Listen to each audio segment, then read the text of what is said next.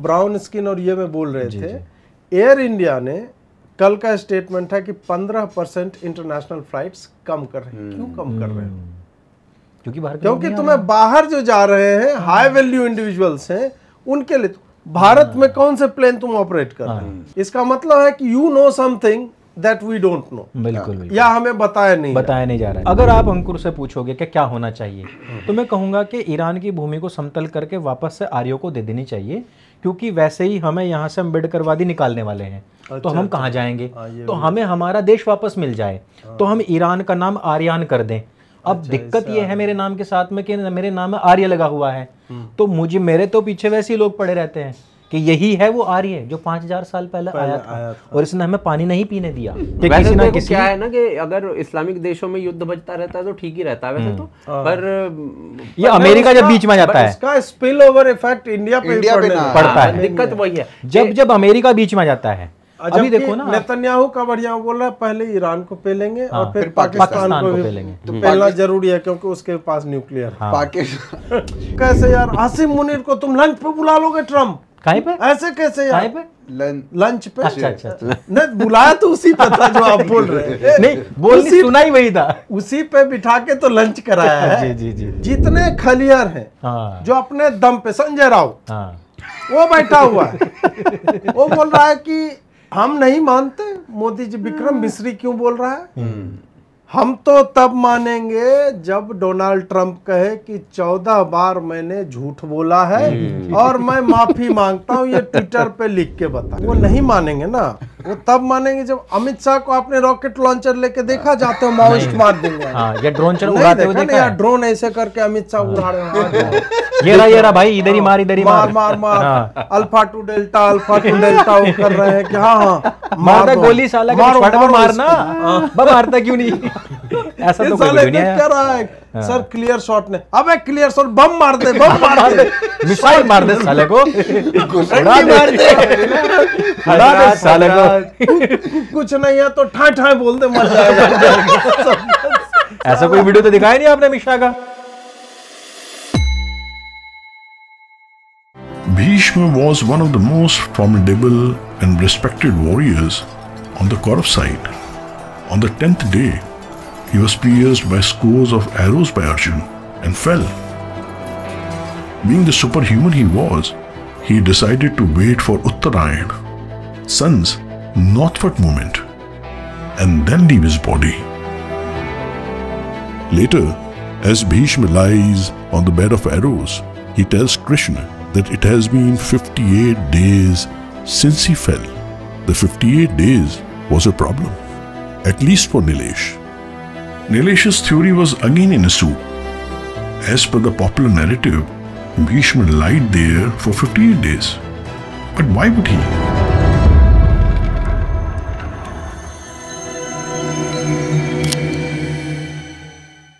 पर पे ओढ़निया वाली से हो गई प्यार, ओढ़निया वाली। वही तो हम भी कह रहे हैं कि तो गजरा लगा के हाथ में और मुजरा देखेंगे, बस नाचेंगे नहीं वहां जाके। बस रागनी का प्रोग्राम रखवाते हैं, उसमें नाच ही नहीं सकती। वो आप लोग की तरफ वो आती थी ना, सपना, क्या नाम है? वो तो चली गई। अब तो नए आ गए होंगे। नई आ गई हैं। जो भी आजकल पता कहाँ चलता है किसी। हमारे बिहार में तो भाई जेंडर न्यूट्रल लौंडा नाच होता है। 2 गेंदें लगानी है मुंह पे, रियल वाली भी नाचती हैं यार, ऐसे नहीं है। वो तो अब वो आ गए, बाहर का इन्फ्लुएंस बिहारी समाज को बर्बाद कर रहा है ना। हम लोग लौंडों को ही देख खुश रहते थे, अब ये लड़कियों को ऑर्केस्ट्रा में ला रहे हैं। लड़कियां यार 4-5 एक जगह बर्बाद हो रही है, समझे? नहीं तो वो तो ऐसा होता ही है ना कि एक जगह पहुंचता है कैंसर, फिर वो पूरे शरीर में पहुंचने लग जाता है। हाँ ये तो है। तो एक जगह पहुंचा, लोगों ने सोचा कि राज्य पे ये आरोप नहीं लगाऊंगा। वहाँ के राज्य के लोगों को मैंने देखा, बुढ़ों को ऐसे रो रहे हैं सपना चौधरी को देख, आंसू निकल रहे हैं उनके लिए। चलिए अब आरंभ किया जाए।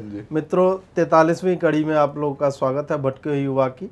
और आज हम लोग 4-5 विषयों पे चर्चा करेंगे। एक विषय तो अभी लेटेस्ट ही है, बोइंग वाला इशू। और बोइंग मैं इसलिए बोल रहा हूँ क्योंकि इसको एयर इंडिया, भारत के पायलट, ये सब करके बहुत सारे, मतलब मुझे लगता है कि एक पूरा ये नैरेटिव चल रहा है कि किसी तरह से ये पूरा का पूरा ब्लेम जो है भारत पे, इंडियन पायलट्स पे, भारत पे आ जाए और एयर इंडिया ब्रांड पे आ जाए, जो सबसे मतलब भारत से इंटरनेशनल फ्लाइट सबसे ज़्यादा एयर इंडिया ऑपरेट करते हैं इस कारण से। अब क्या हुआ है कि इसमें ऐसा नहीं है कि दोष एयर इंडिया का या टाटा का नहीं है, उनका भी है। पिछले 5-6 दिनों में 66 ड्रीम लाइनर फ्लाइट्स जो है वो या तो कैंसिल हुई हैं या टेक्निकल स्नैक की वजह से उन्हें लौटाया गया वापस।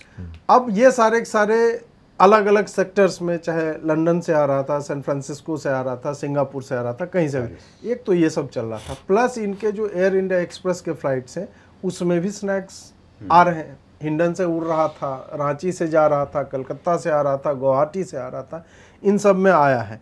तो अचानक से ऐसा लग रहा है कि ये स्नैक्स तो पहले से भी होते होंगे ना।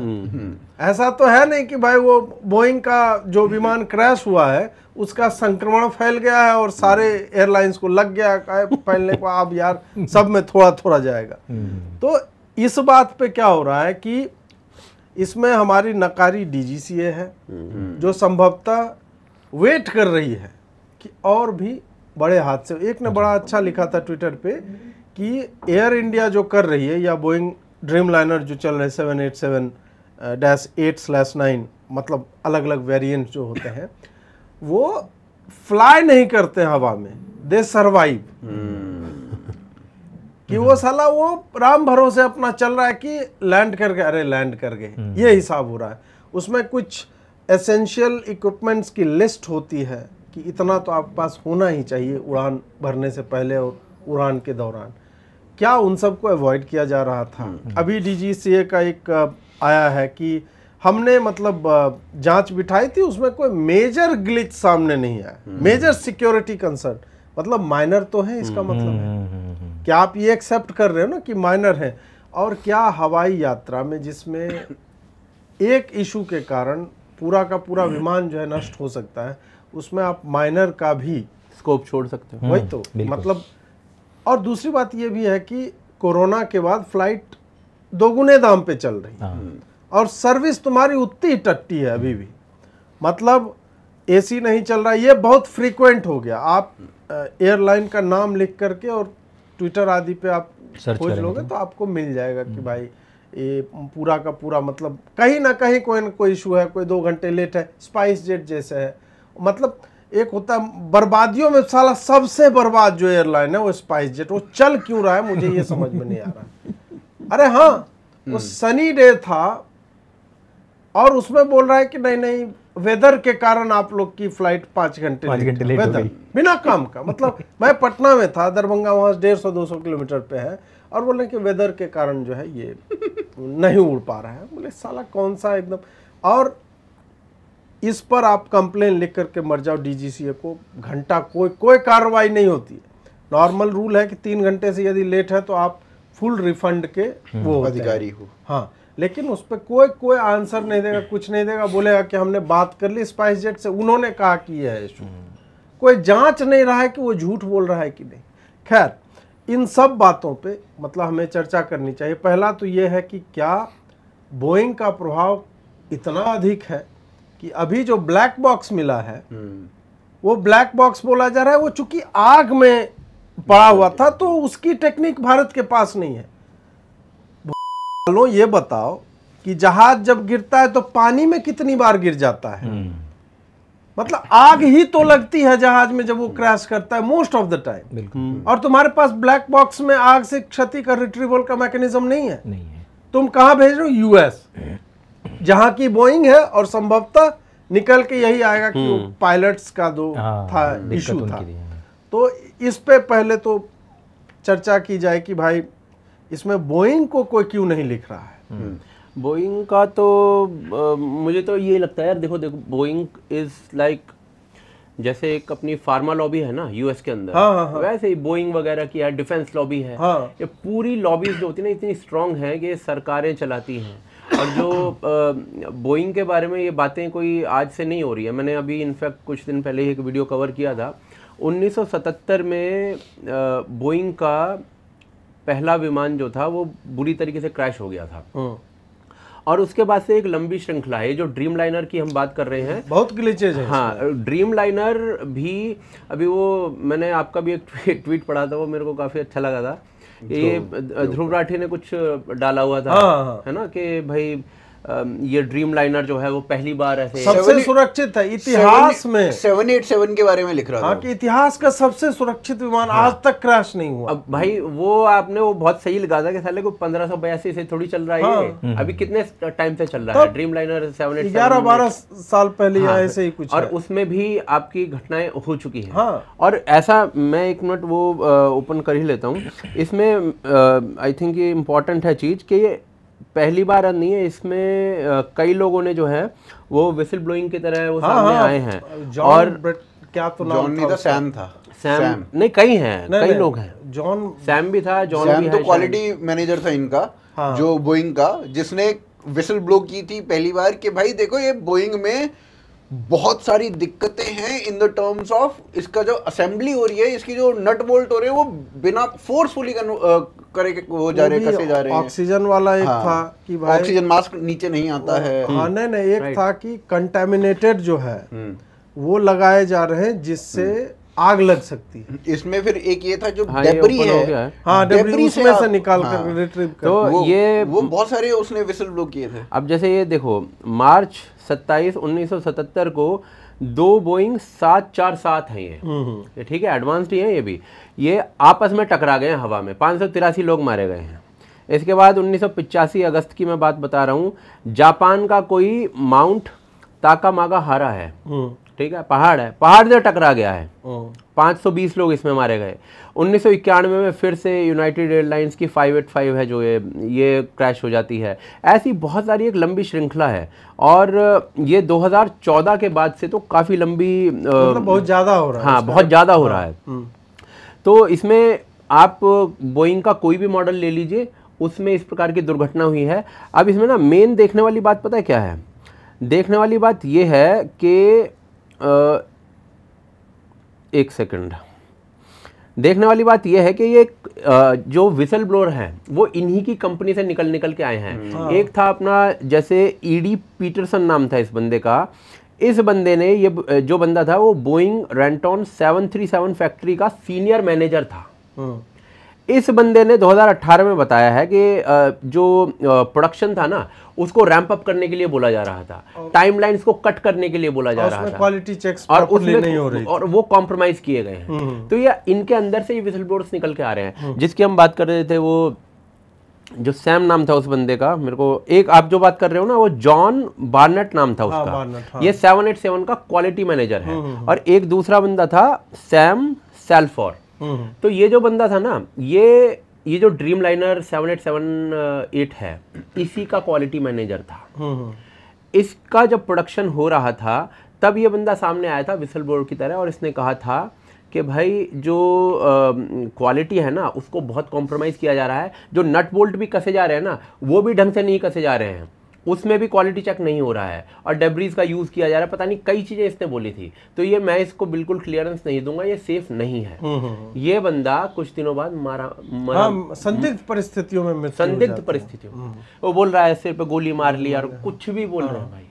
तो मेरा पर्सनल मानना ये है कि ये एक बहुत ही स्ट्रॉन्ग लॉबी है बोइंग के बारे में। वहाँ के जो कांग्रेसमैन हैं उधर यूएस में, उन्होंने भी ये बयान दिया है कि बोइंग जो है एक फ्लाइंग कॉफिन है। हाँ, ये तो बोला, ये एक बयान है उनका। एंड लोगों के बीच में एक समय में ये बात हो रही, if it is Boeing I am not going, ठीक है। तो ये सारा जो गेम है ना, अब इसमें क्या हो जाता है ना कि पूरे वैश्विक परिदृश्य में यदि आप इसको देखोगे तो 2 ही कंपनियां हैं जो जहाज ज्यादा बनाती है। एक आपका एयरबस हो गया, एक बोइंग हो गया, फ्रांस का एयरबस और बोइंग यूएस का। तो पूरी दुनिया में एक तरीके से इनकी मोनोपोली है, डुओपोली, डुओपोली लगा लीजिए, राइट। तो पूरी दुनिया में यही चला रहे हैं, ठीक है। और उसमें भी अमेरिका का आधिपत्य ज़्यादा है। तो आप पूरे वैश्विक परिदृश्य को यदि देखोगे कि बोइंग की अगर साख गिरती है, जो कि गिरनी चाहिए, तो अमेरिका को बहुत बड़ा नुकसान है। वो अमेरिका कभी होने नहीं देता है अपने साथ में। जबकि देखो ना कि बोइंग का तो इनका एक कैप्सूल था इंटरनेशनल ISS से, स्पेस स्टेशन से सुनीता विलियम्स को लाने वाला। उसको बनाने में भी लंबा समय लगता है। और एक अगर डिफेक्टिव हो गया साला, ऐसा नहीं कि स्टैंड बाय पे एक रखा रहता है, इसीलिए वो 8 महीना वो अटकी रही ना, 8 दिन के लिए गई थी। उसको फिर जो स्पेस एक्स वहाँ पे और इसका ड्रैगन कैप्सूल जो है बाद में जाता है और लेकर के आता है। उसके बाद भी बोइंग की ब्रांड वैल्यू को बचाने के लिए ये लोग लगे हुए हैं। तो इसमें अमेरिकन इन्वॉल्वमेंट प्लस अपने तरफ से भी कि एक ये सोच रहती है ना हमारा वो दासत्व वाला है कि नहीं यार अंग्रेज है यार, हमारे पायलट ही खराब हो, ये वाली बात जो होती है। हाँ, तो ये देखो इसमें ये तो मैं 100% कहता हूँ कि आपको जो बात करनी चाहिए वो बोइंग के ऊपर बात करनी चाहिए। लॉबिंग बहुत स्ट्रांग है। ध्रुव राठी जैसे लोग आएंगे, फाइजर के लिए यही किया था। फाइजर वाला तो क्लासिक केस है ना, और उसके बाद फाइजर वालों ने खुद ने भी एक्सेप्ट कर लिया कि भाई देखो हमने बन रहे हैं उनका 40% टाइप का एफिकेसी रेट, एफिकेसी 40% की है। उन्होंने भारत में भारतीयों के ऊपर कोई टेस्टिंग नहीं की थी। उन्होंने साफ कह दिया था कि हम भारतीयों के ऊपर टेस्टिंग नहीं करेंगे, यहाँ पे जो टेस्टिंग हो गई है वो हो गई है, हमारे ऊपर नहीं होगी। अब भाई हमारा बॉडी टाइप, उनका बॉडी टाइप, हमारा क्लाइमेट, उनका क्लाइमेट, बहुत सारी चीज़ों पे डिपेंड करती है। वैक्सीन में रेस बहुत बड़ा फैक्टर होता है। तो ये बहुत सारी चीज़ें जो होती है वो डिपेंड करती हैं। फिर भी आप कह रहे हो कि नहीं नहीं नहीं हम हिंदुस्तानियों के ऊपर इसको टेस्ट नहीं करेंगे और हिंदुस्तानियों को फाइजर लगानी पड़ेगी। और डायरेक्ट हाँ, और यहाँ के जो लॉबिंग है, रोहिणी सिंह हो गई, ध्रुव राठी हो गई और केजरीवाल हो गया और दुनिया भर के लोग हो गए, ये सब लोग कह रहे हैं कि नहीं नहीं नहीं आपको फाइजर लगानी पड़ेगी भाई साहब। सिमिलर टाइप की लॉबिंग आपको यहाँ पे होती हुई दिखती है। ध्रुव राठी का कोई मतलब नहीं था इस चीज के ऊपर बात करने का भी, या इस चीज में बोइंग को क्लियरेंस देने का या क्लीन चिट देने का, करने का। वहां से लॉबिंग हुई है तभी ऐसा हुआ। मैंने कोट ट्वीट किया था तो उसकी रीच लिमिटेड कर दी। हाँ, तो ये वो कमाल था यार। तो ट्विटर किसका? यूएस का। इलॉन मस्क का। इलॉन मस्क किसका? ट्रम्प का। ट्रम्प किसका? नहीं, अभी तो लड़ाई चल रही है दोनों। नहीं कह दिया उसने यार, हो गया डाल दिया स्क्रीनशॉट उसको, पप्पी ले ली एक दूसरे। और क्या, तो हो गया पैचअप, अब तो कोई दिक्कत नहीं है। बीच में 4 दिन की थैंक यू खूब बोला, मानी नहीं होगी बात, रूठ गई होगी फिर मस्क रूठ गई। तो ट्रम्प ने मस्क के लिए गाया भी तो था, तेरी जवानी बड़ी मस्क मस्क है।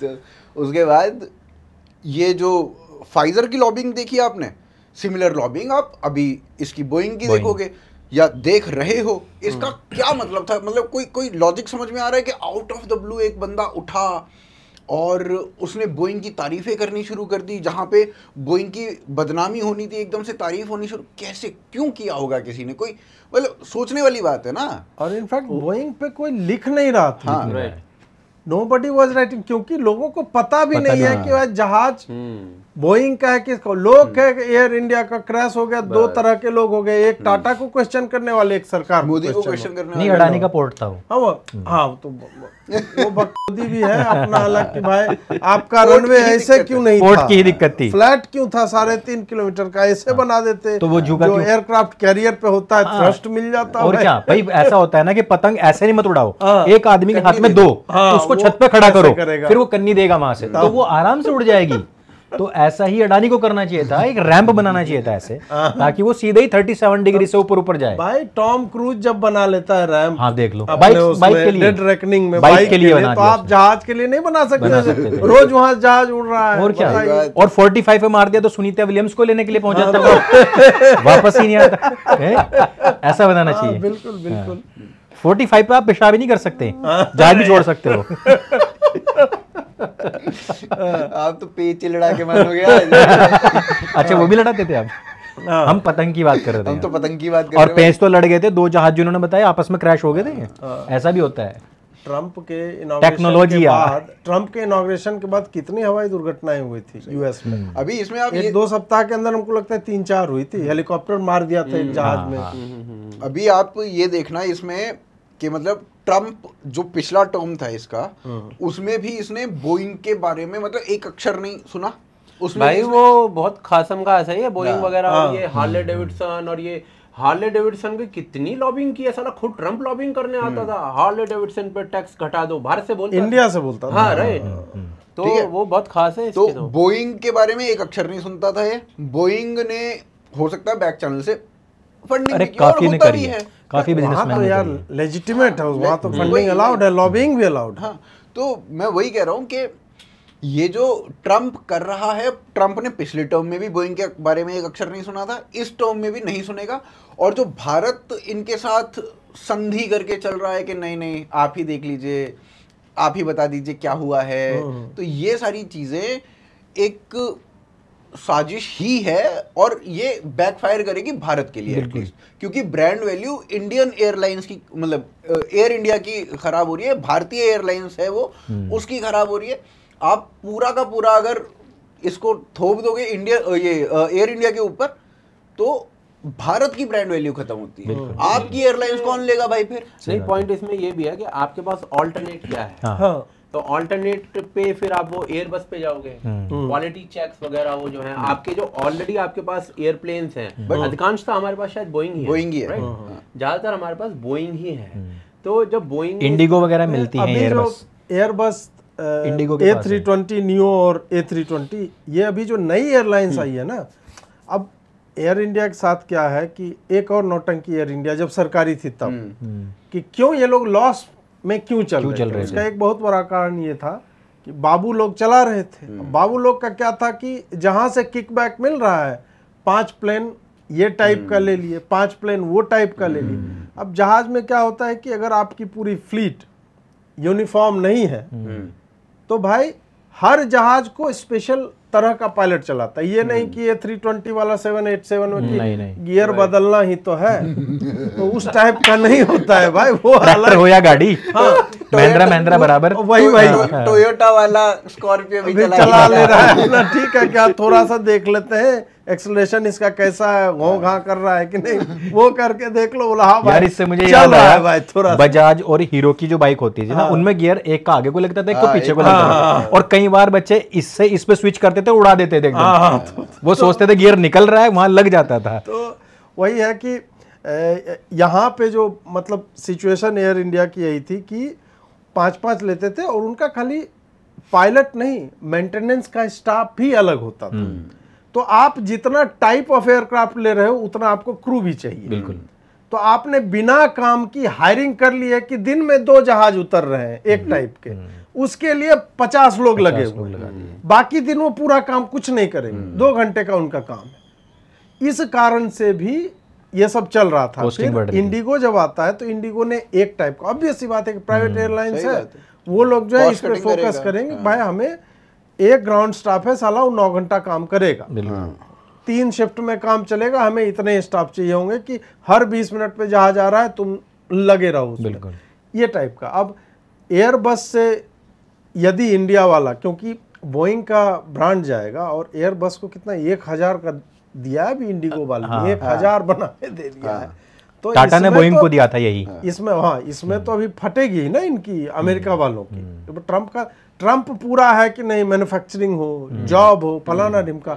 और बोइंग ने इनफैक्ट इंडिया में बनाने के लिए फ्यूसिलाज और ये सब जो है संभवतः यहाँ बनाने के लिए फैक्ट्री डालने का प्लान चल रहा था। अब पता नहीं वो कितना होगा, या हो सकता है कि भारतीय लोग की जान तो बहुत सस्ती है। हाँ ये भी है। बोलेंगे अरे बना लो यार, एक आध तो यार क्रैश हो जाएगा। 1.4 बिलियन साला 200-250 लोग मर भी गए तो क्या हो गया? सामूहिक निषेध हो गया। बिल्कुल बिल्कुल। तो मतलब कितना है लाइफ का जैसे वैल्यू चूहों पे कर देते हैं। हाँ, वही तो चल रहा है। वही है, जैसे बिल गेट्स के साथ मोदी जी पॉडकास्ट भी कर लेते हैं और बिल गेट्स की कंपनी वैक्सीन का परीक्षण जो है बिना उसके कहाँ कर रही थी, उड़ीसा में, वहाँ के ट्राइबल लोगों के ऊपर। अपना बढ़िया है कि नहीं भाई पॉडकास्ट जो होते है ही भाई, एशिया डंपयार्ड ही मान रखा है। और मोदी जी तो मुझे लगता है कि बोइंग के सीईओ के भी साथ बैठ करके अपना ट्रांसलेटर लगा के अपना बढ़िया एकदम क्या, और भाई बढ़िया जहाज चल रहा है। मैक्रो के साथ तो ट्रांसलेटर भी नहीं लगाया था, आज तो बढ़िया रहे थे। मैक्रो नहीं, मेलोनी ना मेलोनी के साथ तो वो अलग है ना, वो अलग लेवल की बातचीत है। मतलब दिल से टेलीपैथी चलती है। लौंडे इतना व्हाट्सएप पे दिल उड़ा रहे, दिल उड़ रहा है कि जैसे दोनों का ब्याह हो जाना है। हाँ, पलट भाई। कहते वो पीछे खड़ा ही इसीलिए था क्योंकि वो मतलब मेलोडी पलटेगी इसलिए नहीं, और दूसरे और चीज वो नहीं नहीं डीडीएल का डायलॉग लगा दिया, अगर ये मुझसे प्यार करती है तो ये पलटेगी। हाँ नहीं, पीछे इसलिए खड़ा था क्योंकि वो कोई भी पॉजेसिव लवर जो होता है ना, वो अपनी हमेशा गर्लफ्रेंड के पीछे खड़ा रहता है, देखता ताकि रहता है उसको देखता किससे रहे। मिल रही है। नहीं अरे यार कार चलिए वापस आते हैं बोइंग मोदी पे। जी बहुत तो सख्त लौंडे भारत में क्या मतलब जान इतनी सस्ती क्यों है? 5 हेलीकॉप्टर क्रैश 6 सप्ताह में। पुणे में ब्रिज गिर गया, बोला कि अरे वो तो बंद था, हमने लिखा हुआ था पट्टी लग, सालों तुमने दूसरा ब्रिज बना के नहीं दिया, 30 साल में ही ब्रिज गिर गया। 30 साल में 30 साल किस ब्रिज की लाइफ होती है? या फिर मोरबी में जो पुल दुर्घटना, वो जो टाइटन चलो लौंडे ही बदमाशी कर रहे थे, ये सब ऐसे ऐसे झुला पुराना रहे थे, था, चलो मान लिया। बट इनका क्या है ना, आपके कि ये बिहार हर- चले जाएं तो बनता बनता गिर जाता है। बिहार पे कोई कुछ नहीं बोलेगा। बिहार साला ऑर्केस्ट्रा पे आप लोग जो मजाक उड़ा दिए। तमिलनाडु में अभी गिरा उसका तो आप लोगों ने नहीं कहा। बिहार में कितने बार तमिलनाडु गिर में पुल था, सबका सब पिलर ऐसे झुक गया है नहीं वो तो ठीक है 15 डिग्री पे। पर तमिलनाडु में चोरी नहीं होता ना पुल। ये सब बिहार में पुल कंधे पे उठा के लेके क्षेत्रवादी लोग, अरे हमारे बेगूसराय के लोग इंजन गायब कर देते हैं। अच्छा बिहार में देखो सड़क गायब। रेल का इंजन, नहीं, वो तो चलती रेल से पेट्रोल गायब हो पश्चिमी रहा है। उत्तर प्रदेश के पंप सेट तक उखाड़ ले जाते हैं। आप बिहार की बात कर रहे हो, चीज है यार, इंजन पंप उठा ले सेट जाते हैं छोटी वहाँ का, चीज है। पटरी उखाड़ यार लेते हैं। बेगूसराय का अपना मैं बता रहा हूँ, हमारे घर के बगल के लॉन्डो ने किया, प्राउड तो फील होता है। धीरे धीरे हाँ पूरा नट बोल्ट खोलते खोलते पूरा इंजन चुरा लिया। धीरे धीरे करके एक दिन कोई इंजन ही नहीं बचा भाई कि अब सब चीज खत्म हो गया। किसी दिन ऐसा ना हो ट्रेन आके रुके, थोड़ी देर बाद पता लगे इंजन गायब, बस डब्बे डब्बे खड़े। था तो बोलता है कि अब आज चलाते हुए लेते चले गए इंजन, अपने घर तक पटरी बना लिया, बोर लिया, लेके चले गए। बिहार पे कोई कुछ नहीं बोलेगा, बिहार चुनाव चल रहा है, बिहार जिंदाबाद। हाँ तो जी जी। लोगों की जान इतनी सस्ती अरे क्यों देखो ऐसा है कि पूरे विश्व में एशिया और खास तौर पर जो मतलब जो इंडिया कॉन्टिनेंट है, सब कॉन्टिनेंट है, अंग्रेजी इनकी खराब है पर उपमहाद्वीप बोल सब एक्चुअली बर्रे शरीर बोलिए आप। सब इसलिए नहीं बोल पाया क्योंकि अभी आपने कहा था कि सब में हमें काउंट मत करें, अच्छा इसलिए मैं सब भूल गया उसमें। तो जो सब कॉन्टिनेंट है ना, हिंडनबर्ग से हिंडन ऐसे ही निकाला जाता है। इसका क्या है कि ये तो पूरे विश्व के लिए, खासतौर यूरोप अमेरिका के लिए तो एक डंप यार्ड है, ये एक प्रयोगशाला है। ये सफेद चूहों की भी नहीं, बल्कि ये तो एक काले चूहों की एक चूहेदानी है। ब्राउन कम से कम कहिए, काला मत कहिए। जी, ब्राउन चूहों की चूहेदानी है। गांधी जी नहीं इस तो बात पे थोड़े ऑफेंड हो जाते थे कि हमें इनसे कंपेयर मत कीजिए, हम अलग हैं। काफिर बोलते थे गांधी जी कालों को। हाँ, we are not same bro। Gandhi ji का तो मतलब एक तो होता है ना कि जो डॉक्टर्स होते हैं ना सफेद चूहे के ऊपर प्रयोग करते हैं, हमारे वाले सफेद भी नहीं है, हम सब लोग क्या है कि वो ब्राउन वाले चूहे हैं। तो चलो अभी कहाँ वो करना है, चलो यार इंडियंस के ऊपर ट्राई करके देते हैं।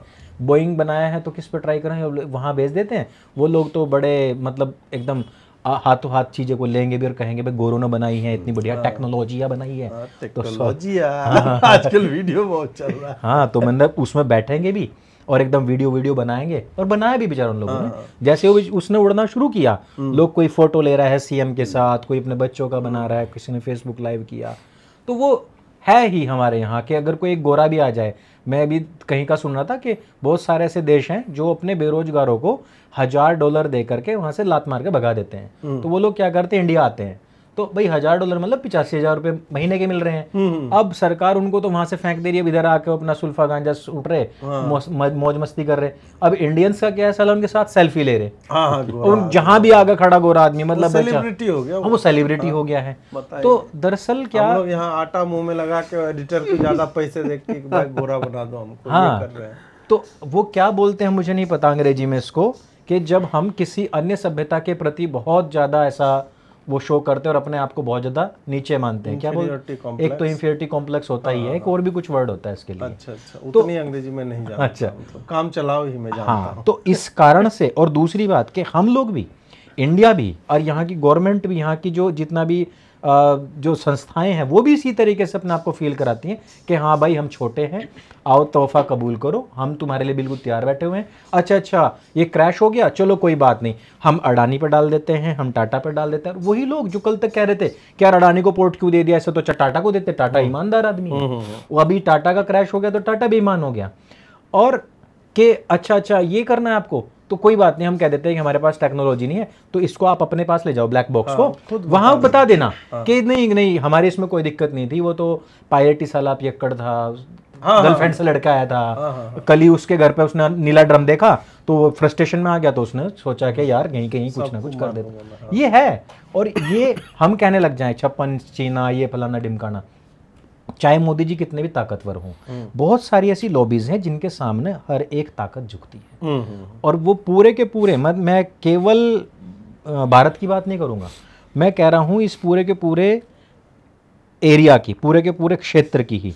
चीन आजकल थोड़ा बहुत अब देख रहे होंगे आप कि भाई अपनी सारी चीजें अलग कर रहा है, सेपरेट कर रहा है। मेरी आंखें छोटी है तो आप बोले चीन में मुझे मतलब घसीट लोगे? नहीं, शुरुआत में हम सोचते थे कि आप उधर ही एरिया के हो कहीं के, मुझे लगता नहीं था कि आप बिहार से हो। कैसे कैसे लोग हैं यार घर में? अरे मतलब बाल इतना मतलब बांध के रखते थे ना, अभी आपने क्यों कटवा लिया मुझे समझ नहीं आया। चलिए हाँ, तो बातचीत आगे की यही चीज है, मतलब ऐसा देखो यहीं के प्रॉमिस करना पड़ेगा कि आप मुझे लंच से उठाओगे नहीं। लंच तो दूंगा नहीं मैं, आप लंच के मिलता जुलता कुछ ले लो अब आप। पंच ले लो जी। हाँ, तो मतलब कुल मिलाकर के यार यहाँ पे एक बात आप देखो ना, फाइजर वाली बात सीधी सीधी आ गई ना। आप मतलब इतने बड़े डंपिंग यार्ड हो कि आपके ऊपर टेस्टिंग तक नहीं होगी, और आपको वैक्सीन लगा जाएगा, वो भी ऐसे टाइम पे जब पता नहीं अनगिनत लोग मर रहे थे, और मानव जान और की भय वैल्यू था, जो हम बात कर रहे हैं ना, और भय का बिजनेस बनाया जा रहा था उस टाइम। हमारी जान की कोई वैल्यू नहीं है। ये जो हम बात कर रहे हैं ये आज से नहीं, ये वो कौन सा क्या यूनियन कार्बाइड कंपनी में क्या हुआ था, वो यार ये सारा वही होता है, क्या हुआ था बताओ भाई। आपने प्रयोग किया गया बस 1943 में आपने कलकत्ता के लाखों लोगों को यूं ही मरने के लिए छोड़ दिया, भूखे बिलखते हुए। क्यों छोड़ दिया?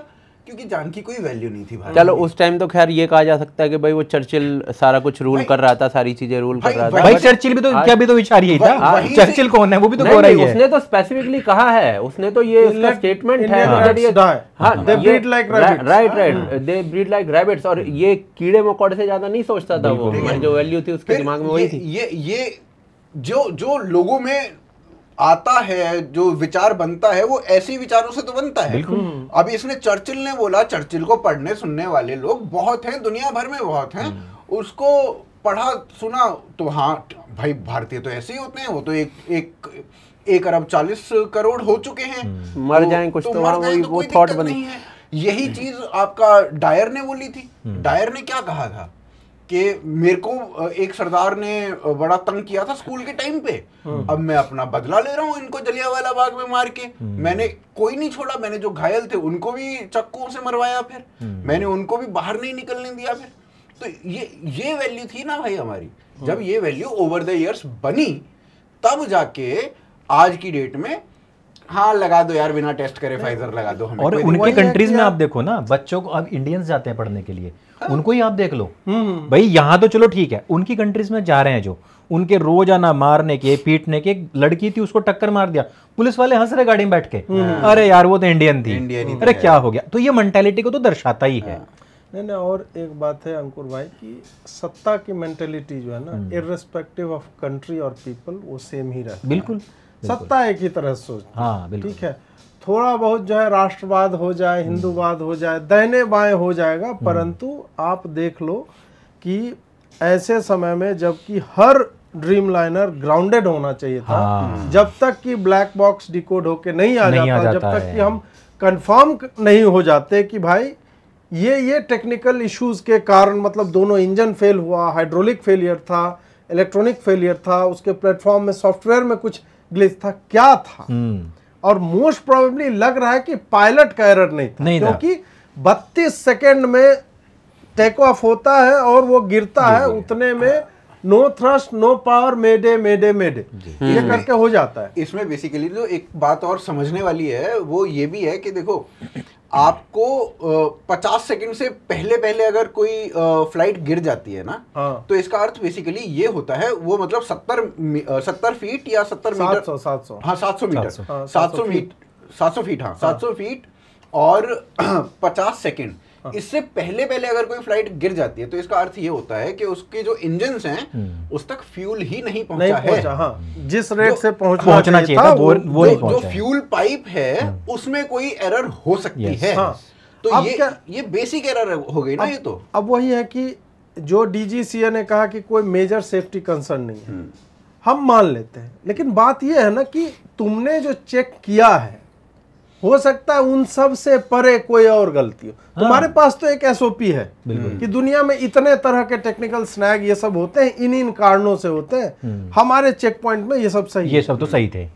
डबल इंजन फेलियर जो है वो रेयरेस्ट ऑफ रेयर है, 1 करोड़ में एक बार होने वाली बात है। इस टाइप का वो साला यहाँ हो गया। यहाँ पे जो एक रैट सिस्टम होता है, रैम टरबाइन ऐसे करके कुछ होता है, वो दोनों डिप्लॉय हो गए थे। उसकी एक आवाज अलग तरह की होती है और जो एविएशन एक्सपर्ट्स हैं उन सब ने बताया ये सारा कुछ चल रहा है। और ये मतलब कोई अरे सब ठीक है, मेजर कंसर्न नहीं है, माइनर है। मतलब तुम कैसे जानते हो कि भाई अगले बार ये नहीं होगा? वही ना, बिल्कुल।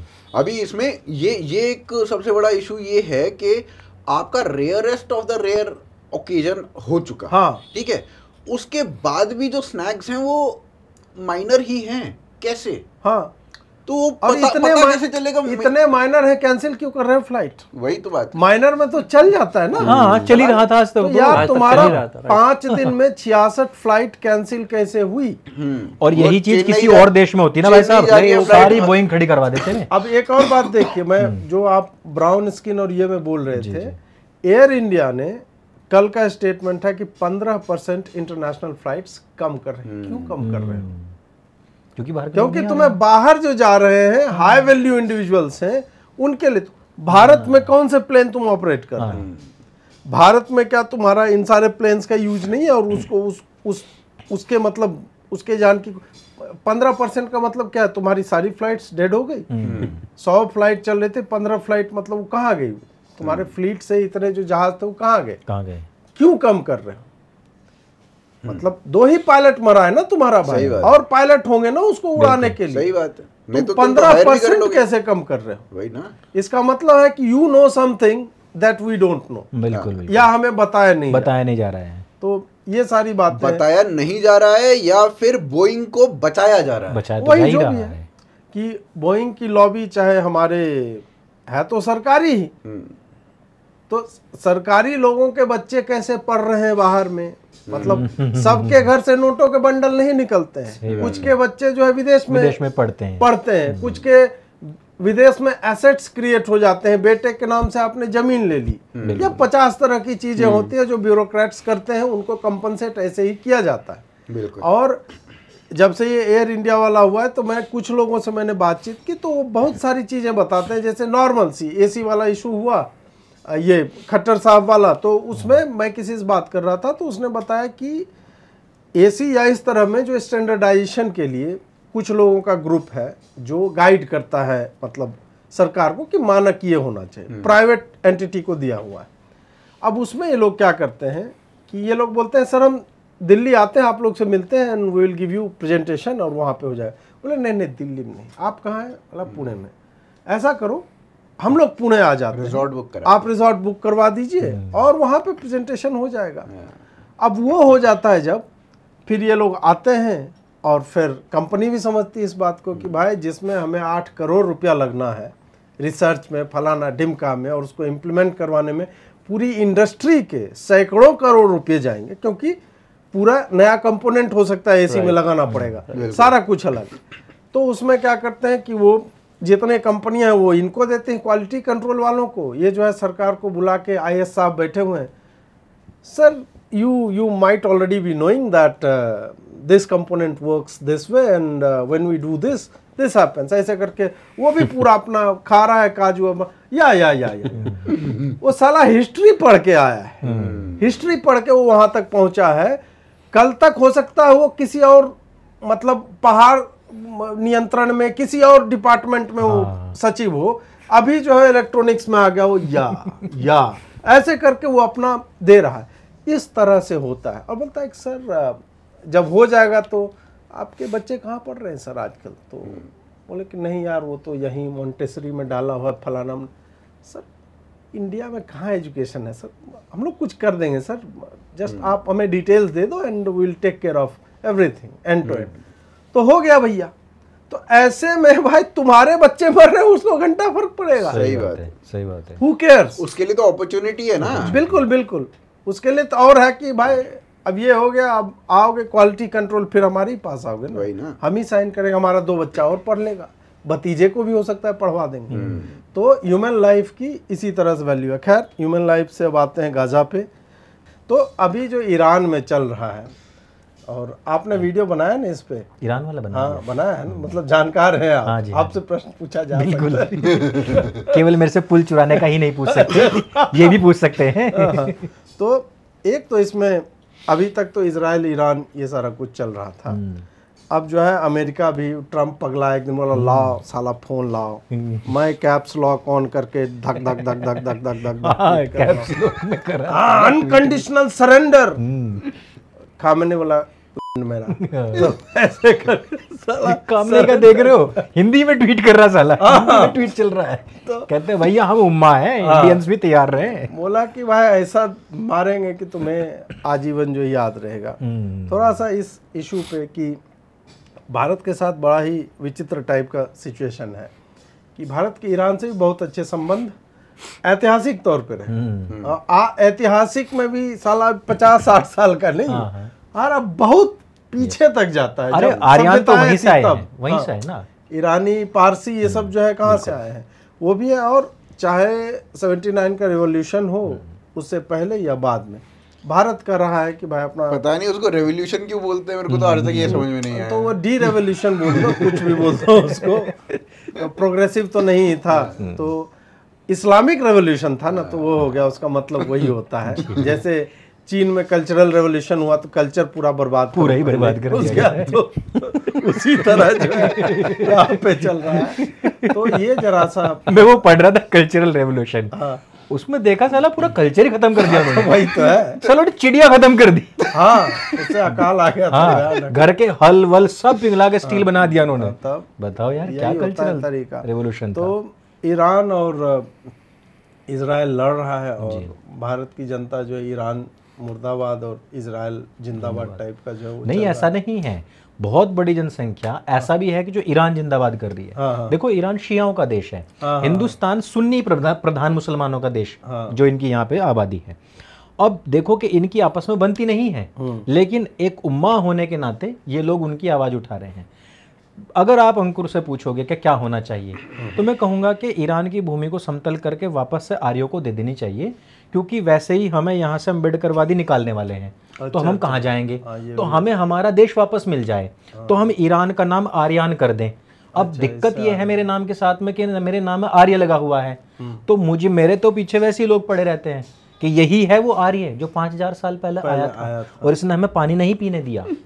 तो समस्या मेरे साथ में ये है। तो अब प्रॉब्लम देखो, यहाँ आपस में सिया सुन्नी लड़ते हैं, लेकिन जब उम्मा की बात आई है, और बस दरअसल क्या बात है कि आपने ये कह दिया कि इजराइल की तरफ हूं मैं, तो अब बस यहाँ का जो सुन्नी मुसलमान है वो जबरदस्ती में ही इस तरफ आ जाएगा। अब आरफा ने किया ना एक ट्वीट, बोला कि यजीदी ये वो सुन्नी मुसलमान जो हनफी होते हैं ये यजीद को पूजते हैं, आज भी अपना बढ़िया आदमी मानते हैं, और इनके खिलाफ शिया जो हैं अपनी जो क्या बोलते हैं उसको, अपनी मीटिंग्स होती है उनमें जो सभाएं होती हैं, उसमें ये बात कहते हैं कि सुन्नियों ने हमारे खिलाफ ये युद्ध लड़े हैं, और वो कहते हैं कि हमारी बहन बेटियों को इस तरीके से इन सुन्नियों ने मारा है और यजीदियों को पेश किया है हुसैन का सिर काट करके।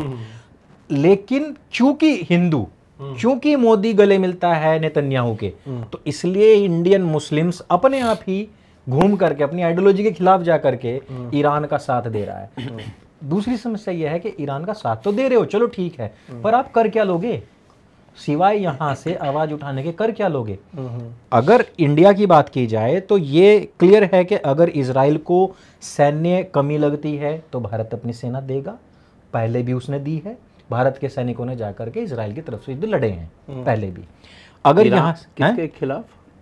इजराइल के लिए लड़े होंगे, पर पता नहीं ईरान के खिलाफ देगा या नहीं। वो एक देखिए ईरान के खिलाफ दीजिए ना दीजिए, आज मूवमेंट तो नहीं होने वाला, नहीं ऐसा नहीं होगा, कंफ्यूजन ना वो हाँ वो सब चीजें नहीं होंगी। मैं ये कह रहा हूँ इजराइल के लिए हिंदुस्तान ने हमेशा काम किए हैं। दूसरी तरफ यदि देखा जाए युद्धों की अगर बात की जाए, इजराइल ने हमेशा हर एक युद्ध में भारत का साथ दिया। हाँ। 1948 में जब खुद इजराइल युद्ध में था, उसने पाकिस्तान के खिलाफ जब युद्ध चल रहा था भारत का बहुत सहयोग किया था। फिर 62, 65, 71, 99 और अब भी 2023, 22-23 के दौरान में जो भी कुछ हुआ है, हमेशा इजराइल ने भारत का साथ दिया है।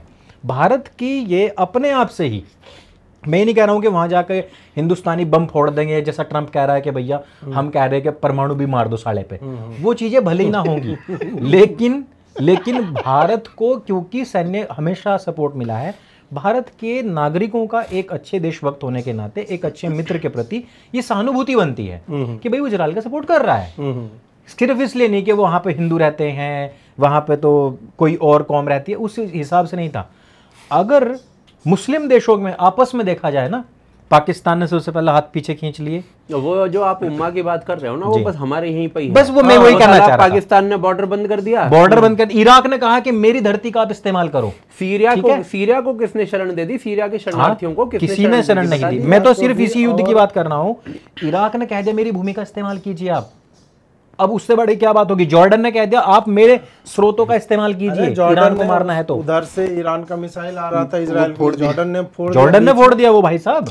और ईरान के साथ यही समस्या है ना कि वो 1500 किलोमीटर दूर हवाई जहाज अपना भेजने, जेट फाइटर भेज नहीं सकता है, क्योंकि उसको 4 देश को क्रॉस करना मतलब किसी के एरिया से, और एक भी उसके साथ आज के डेट पे खड़ा नहीं है। बिल्कुल। और जनरल मुनीर साहब जो है वो लंच करने चले गए वहां पे, तो लंच तो ऐसे करने गए नहीं होंगे, ईरान के ही संदर्भ में वो लंच हो रहा है ना, क्योंकि पाकिस्तान में एयरबेस है उनका और इंडिया ने उस पर भी बम मार दिया, ब्रह्मोस मार दिया, जिसके कारण जो है उसको सीज फायर हुआ। और ट्रंप अभी तक जो 16 बार जो वो कह चुका है, अब कहा ना उसने कि आई लव पाकिस्तान। कहने का कारण यही है, हम लोग यहाँ समझते हैं कि अच्छा ये तो G7 के परिप्रेक्ष्य में कुछ कह रहा है, वो परिप्रेक्ष्य चल रहा है ईरान का और इजराइल के युद्ध के दौरान में किस किस को हमें न्यूट्रल करना है। मुनीर को बुला लिया, भाई पाकिस्तान है इस टाइम पर, ये तो है ही कि परमाणु बम तो है ही, भले ही उसके वो क्या बोलते हैं वो कंडेंसर अमेरिका ने निकाल के रख रखे हो, फ्यूज कंडक्टर है ना, गंडा स्वामी के फ्यूज कंडक्टर भले अमेरिका के पास। इसको ना हिस्टोरिकली समझना बहुत इम्पोर्टेंट हो जाता है। ये पूरा मुद्दा ना, ये जो आप बोल रहे हो, ये ऐसे लोगों को समझ में ही नहीं आएगा। आपने न्यूक्लियर भी बोल दिया, उसमें वो भी बोल दिया, वो पॉइंट्स तो बोल दिए पर वो डॉट्स कनेक्ट नहीं हो रहे। करो तो इसको हिस्टोरिकली समझते हैं। बेसिकली क्या था कि जब इजराइल बनता है तो उस वक्त सारे देश, जितने भी मैक्सिमम देश हैं मिडिल ईस्ट में, वो मैक्सिमम देश हैं कौन से? सुन्नी मुसलमान, सारे ठीक है। और जितने भी सुन्नी मुसलमान हैं वो सब इजराइल के अगेंस्ट थे, और जितने भी सुन्नी मुसलमानों के देश थे वो ईरान के भी अगेंस्ट थे। शिया डोमिनेटेड कंट्री है, 90% शिया हैं। तो ये प्रॉब्लम थी। अब भैया दुश्मन का दुश्मन दोस्त होता है, तो इजराइल जो था वो ईरान का दोस्त बन गया, क्योंकि इजराइल बाकी सबका दुश्मन था, ठीक है। ईरान और इजराइल, मुसलमान और यहूदी, one of the first nations to recognise Israel Iran ही था। तो इन दोनों ने दोस्ती कर ली बहुत भयंकर। उधर से यूएसए जो था अपना इजराइल के साथ हम बिस्तरी कर ही रहा था उस वक्त भी, अभी भी कर रहा है, पहले भी कर रहा था, ठीक है। तो इधर से ईरान ने कहा कि ईरान में उस वक्त शाह का वो हुआ करता था, रूल हुआ करता था 1979 तक। हाँ, तो शाह ने अपने ईरान को मतलब ऐसा करना था कि मेरे को ये वेस्ट जैसा बनाना है पूरा, मतलब पेरिस वेरिस बना दूंगा मैं ईरान को। बट ये इसमें पता है, इसमें एक इम्पोर्टेंट पॉइंट मिस हो गया। ये जो पूरी स्टोरी है ये शुरू हो जाती है 1926 से। 1926 से, बल्कि क्या है कि प्रथम विश्व युद्ध जो हुआ है उसके बाद परिदृश्य पूरा बदल जाता है। तो उसमें क्या है कि जो सीरिया भी था उस समय, Syria is a Sunni dominated region, लेकिन वहां पर जो फ्रांसीसी उपनिवेश था वो, तो फ्रांस ने आर्मी का जो कंट्रोल था वो शियाओं को दे रखा था। तो इस वजह से असाद आत्मराज कर रहा था, समझ रहे? तो ये बेसिकली ये पूरा पावर परिदृश्य जो था वो फर्स्ट वर्ल्ड वॉर के बाद चेंज होना शुरू हुआ था। इवन इजराइल भी 1949 में बना होगा, 48 में, लेकिन बनने की शुरुआत वो वेलफोर संधि से वहां पर हो चुकी थी, 5 से ही चालू हो गया। इसी तरीके से क्या था कि जो पहलवी ये डायनेस्टी है ईरान की, पहलवी डायनेस्टी जो थी, तो इसका एक राजा हुआ था इनका, रजा पहलवी नाम था उसका। तो उसने 1926 में ये निकाल दिया था भाई कि क्योंकि फर्स्ट वर्ल्ड वॉर के बाद से ये थोड़ा सा वेस्ट की तरफ झुकने लग गए थे। ऑफ कोर्स संधियां हुई होंगी और अमेरिका ने जो भी किया होगा, तो इसने क्या किया था, रजा पहलवी ने, इसने 1926 में हुक्म निकाला कि भाई आज के बाद से कोई महिला अगर बिना हिजाब के निकलती है तो उसको हम प्रोटेक्शन देंगे। 1926 में निकाला थे, उससे पहले वहाँ बुर्का ही वही चलता था और कंपलसरी था। फिर 1936 में उसने फिर उनको चुनाव लड़ना, वोट देना और वो इस टाइप की सारी चीज़ें आने लग गई थी। उसका फिर बेटा आया है मोहम्मद पहलवी 1951 में। उस बंदे ने और इस चीज को आगे बढ़ाया, मतलब वो बेसिकली पूरा वेस्टर्नाइज कर दिया उसने सोसाइटी। अब इसमें अब इस पूरी चीज के कारण क्या मैसेजिंग है यहाँ से कि ईरान जो है वो वेस्टर्न कंट्रीज के क्लोज है, उनका दोस्त है और वो सारा चल रहा था, एंटी इस्लाम है। और यहाँ पे इस वक्त तक ईरान जो था वो इजराइल के साथ संधि कर चुका था, इजराइल को रिकॉग्नाइज कर चुका था, ठीक है। अब यहाँ से इस तरीके की चीजें होती हैं तो एक मैसेज ये जाने लगता है जनता के अंदर, जो भी मौलवी होते हैं वो इस तरीके से मैसेज देने लगते हैं कि भाई ये एंटी इस्लाम हो चुका है, शाह इज एंटी इस्लाम। अब उसने कहा कि भाई हम अपनी मिलिट्री वगैरह जो थी वो बना दी कि जो इस तरीके की बात कर रहा है ना साला उनको पेलो, जो ये मौलवी इस तरीके की बात कर रहे हैं उनको पेलो सालों को। आयतुल्लाह, हाँ आयतुल्लाह था। तो वो वहां से भागना पलायन करना शुरू कर देते हैं। एक खोमियानी करके कुछ आयतुल्लाह खोमियानी नाम था। आयतुल्लाह बेसिकली जो उनका 1979 में, जिसको हम इस्लामिक रेवोल्यूशन बोलते हैं, उसके बाद जो जिसने कंट्रोल किया ईरान को वो आयतुल्लाह था। तो वो एग्जाइल में उसने सारी चीज़ें हैंडल किया। बट द पॉइंट इज़ कि जो हम बात कर रहे हैं ना ये सारी जियोपॉलिटिक्स की, भारत के परिदृश्य से अगर हम इसको देखेंगे तो भारत के परिदृश्य से अगर ईरान अभी ये रिजीम चेंज की तरफ डायरेक्शन में भाग रहे हैं, ये यूएस का कंट्रोल करने का और वो सारी चीज़ों का मतलब क्या है, वो रिजीम चेंज की तरफ लेकर जा रहे हैं इसे। तो अगर भारत के परिदृश्य से देखो तो भाई ईरान अगर वेस्ट के कंट्रोल में चला जाता है तो भारत के लिए वो वैसा ही होगा जैसा वेस्ट भारत के लिए उसके लिए चाहेगा, ईरान को चाहेगा। हाँ, बिल्कुल। तो और अभी क्या है, अभी जो सिचुएशन है, अभी ईरान एंटी वेस्ट है, तो वो भारत के साथ फिर भी उसका चल जाता है। ऊपर से क्या है ना, वो पाकिस्तान के साथ वो बॉर्डरिंग स्टेट है ईरान और भारत भी। तो भारत और ईरान दोनों मिलकर एक साथ वो चाबार पोर्ट वगैरह वहाँ पर बना रहे हैं, वो सारी चीज़, तो वो कंट्रोल में करने की कोशिश कर लेते हैं पाकिस्तान को, चाहे वो दोनों मुल्ला कंट्रीज हैं, बट फिर भी कंट्रोल में रखने की कोशिश कर। तो ये सारी जियोपॉलिटिक्स इस तरीके से चलती हुई लगती है मुझे। यूएसए ने तो पहले भी किया हुआ है ना ये, कि ईरान और ये पाकिस्तान, इन दोनों को मिला के 79 से पहले इन दोनों को मिला के वो ये वाला जो एरिया है, साउथ ईस्ट एशिया बोल लो इसको या इंडियन सब कॉन्टिनेंट बोल लो, तो ये जो एरिया है उसको ईरान और पाकिस्तान से कंट्रोल करने की कोशिश करता था यूएसए। अभी वही फार्मूला क्या यूएसए दोबारा नहीं लगाएगा अगर ये ईरान में रिजीम चेंज हो जाता है तो? और पाकिस्तान तो चाह रहा है कि भाई रिजीम चेंज हो, एंटी वेस्ट। इसमें क्या है ना कि एक और थ्योरी आ रही थी पहलगांव वाले पे, कि बोल रहा है कि मतलब ये थ्योरी है, अब वेरीफाइड अनवेरीफाइड कॉन्स्पिरेसी थ्योरी मान ले, वही है। इसमें है कि पहलगांव जो है ना, it might not be the handy work of only Pakistan. इसमें संभावना है कि अमेरिका का, CIA का इसमें हाथ रहा हो सकता है, कि इन्होंने ये करवाया हो, क्योंकि पाकिस्तान जो है चीन की तरफ जा रहा है, उसका मिलिट्री इक्विपमेंट ये खूब खरीद रहे हैं, और धीरे धीरे जो है चीन अपना CPEC को लेकर के बलूचिस्तान में भी कंस्ट्रक्शंस कर रहा है, उधर माइंस बहुत ज़्यादा है, मिनरल्स बहुत ज़्यादा है। ये सब जो है अब ट्रंप चाह रहा है कि नहीं भाई, या डीप स्टेट चाह रहा है कि तुम चीन को तो हमें बैलेंस करना है। चीन एक तो साला इनका सबसे अधिक डेट भी, बॉन्ड जो है चीन ही रखे हुए, एक तो वो भी समस्या उनके साथ। अब ये लोग, इन लोगों ने सोचा कि पाकिस्तान को इधर लाने के लिए कि इंडिया को करेंगे और इंडिया पेलेगी पाकिस्तान को। पाकिस्तान को जब पेला जाएगा तो बिलबिलाते हमारे पास आएंगे, जब हमारे पास आएगा तो हम आसिम मुनीर को बिठाएंगे। और उसके बाद इनके दो हित सत्ते हैं, एक तो पाकिस्तान हमारा इक्विपमेंट ले, दूसरा ऑब्लाइज करेंगे एयरबेस दो, हम ईरान को अपने नियंत्रण में लेंगे, ईरान हमारे कंट्रोल में आएगा तो हम इंडिया को कंट्रोल में रख सकेंगे। जो कि अभी बेसिकली कई बार ऐसा हो रहा है, तुम ग्वादर पोर्ट उधर दे रहे हो चीन को, चाबहार इधर है। इंडिया का अपना एनर्जी का नीड्स भी, चलिए अभी टॉप 5 में तो ईरान नहीं आता है, लेकिन ऐसे समय भी आए जब बासमती चावल जो है इंडिया देता था, उधर से हमें क्रूड मिला जाता था।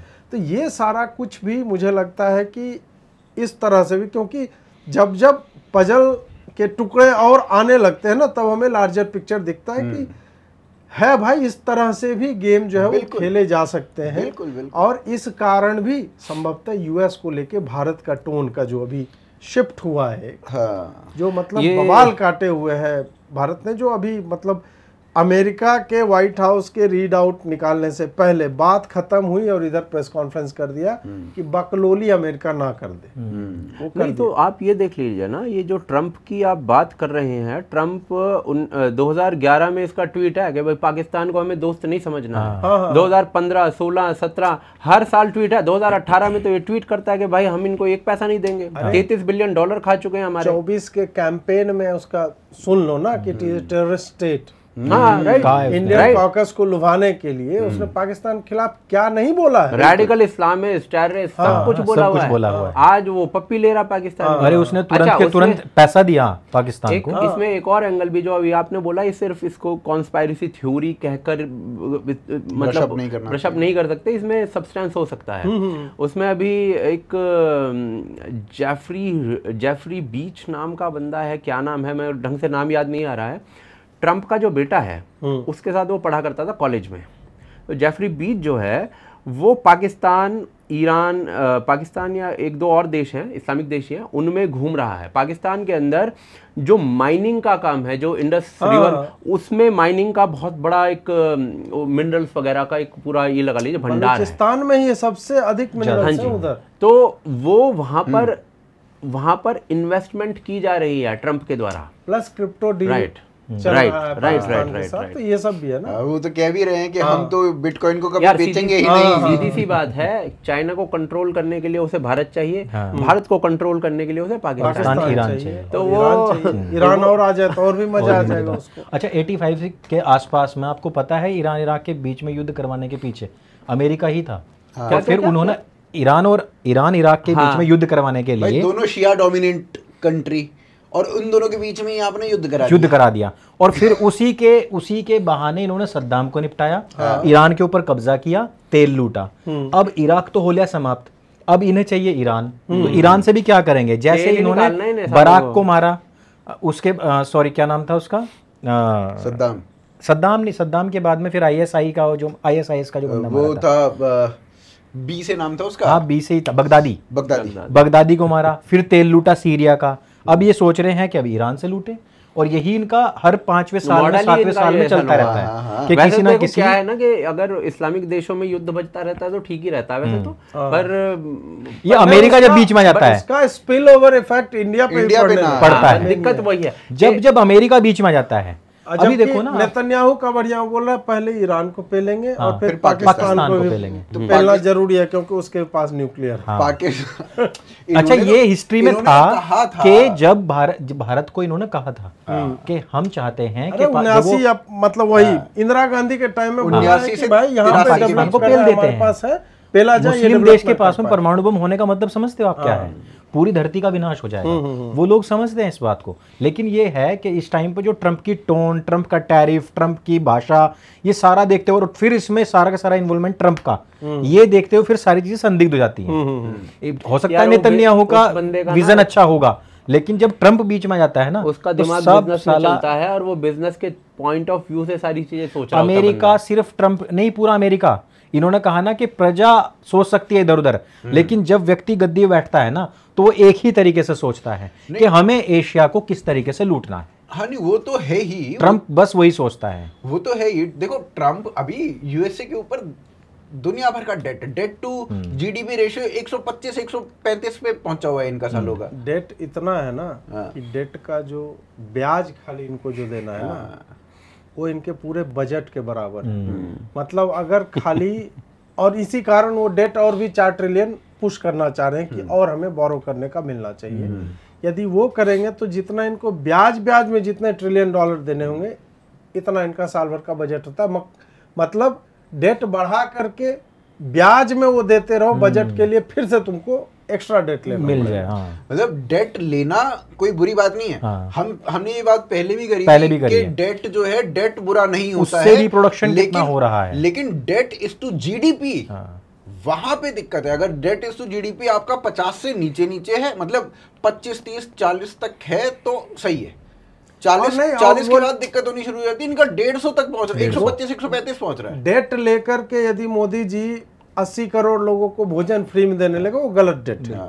डेट लेकर के मोदी जी फैक्ट्री लगाने लगे, प्रोडक्शन कर दे, उससे और इंफ्रास्ट्रक्चर बन रहा है, 80 करोड़ लोग बढ़िया चीज, जॉब करके अपने आप को पोषण बिल्कुल तो सही है, तो बहुत अच्छा है। खैर अब आगे बढ़ते हैं G7 पे। मतलब या आसिम मुनीर वाला थोड़ा, आसिम मुनीर भी रह गया, और वो जो ईरान पे महिला ने वो मतलब ब्रेवरी, अच्छा वो बम जो फूटा उसके न्यूज रूम पे, वो भी बात कर लेते हैं। तो नहीं एक बात तो है, ब्रेवरी तो थी कि बम फटा और फिर से वो मेकशिफ्ट स्टूडियो में जाके फिर वही लड़की आ गई यार। अभी देखो इसमें जो सबसे इम्पोर्टेंट बात है ना, ये जो सहर इमामी थी, ये बंदी जिसका मतलब ये कौन है, वारिस पठान के तो ऑर्गेजम्स ही नहीं निकल रहे, मतलब ऑर्गेजम रुक ही नहीं रहे कि भाई अरे सहर इमामी इतनी ब्रेव गिवली आर्ट बना के बेचारा पोस्ट कर रहा है। हाँ, तो ये साला ये सहर इमामी ही थी। माशा अमीनी याद होगा सबको, माशा अमीनी मतलब लोगों को थोड़ा सा रिमाइंड करा, बाल में फूल लगा के जो वो रहती थी, वही ना। तो माशा अमीनी ने बेसिकली क्या कहा था कि मैं बुर्का या मैं हिजाब नहीं पहनूंगी, मैं बिना हिजाब के बाहर निकलूंगी। तो ये माशा अमीनी का प्रोटेस्ट था, 22-23 साल की लड़की। हाँ, उसके बाद उसने कहा कि भाई मेरे को चाहे मारो तो मार दो, और इनकी मोरालिटी पुलिस ने उसको मार दिया। उसके बाद यही सहर इमामी माशा अमीनी के लिए कहती है कि भाई अगर तुम हिजाब पहन के नहीं निकलोगे तो भाई तुम्हारे साथ तो यही होगा। मोरालिटी पुलिस किस लिए है? जैसा कि अभी पंजाब महिला आयोग की चेयरमैन ने कहा है, जो कमल कौर मारी गई ना, तो उसपे 3 मिनट का बयान है, उसमें 15 सेकंड उसने बोला कि नहीं होना चाहिए। उसके बाद बोले कि लेकिन अश्लीलता बहुत फैल रही है समाज में, तालिबानाइजेशन जो है ना वो हो चुका है इनका। तो भाई तालिबान आप जिसने मारा है ना, वो जो नियंग था वो मुसलमान था भाई। SGPC वालों का बयान देखिए आप यार, क्या मतलब है, क्या चल रहा है देश में, ये गलत। और मैंने उसके वीडियोस देखे, वो कौर भी नहीं है, वो कौर नहीं है, कौर नाम को मिसयूज कर रहे हैं, इसलिए मार दो, ठीक है ना। सीरियसली पूरी मैं कह रहा हूँ जो निहंग ने मारा है ना, वो ऑलरेडी पहले मुसलमान था, फिर बता रहे हैं सिख बना, और फिर सिख से निहंग बना, और फिर मारा है। मतलब पहले बता रहे हैं कि वो पहले मुसलमान रहा है। तो उस तरह के चुनाव भी लड़ चुका है वो। मुसलमान में अंतर क्या? वो आप जो तालिबान कह रहे हो, मैंने कहा वो तो उसमें सिमिलर सा ही है भाई। पॉइंट क्या आ जाता है, चलो वो जो ये निहंग बन गया और वो सारा, मैं SGPC के बयान से मतलब आप साला जस्टिफाई कर रहे हो इस चीज को। अब वही है भाई, वो SGPC कंप्लीटली मुझे लगता है खालिस्तानियों के पूर्ण नियंत्रण में है, और वो वही उसी पे जा रहे हैं कि super highly radicalised ultra pro max type का, कि भाई ये तो मरेगा ही, बहुत ही खतरनाक है तो। तो ये सिख समाज के लिए बहुत खतरनाक है एक्चुअली।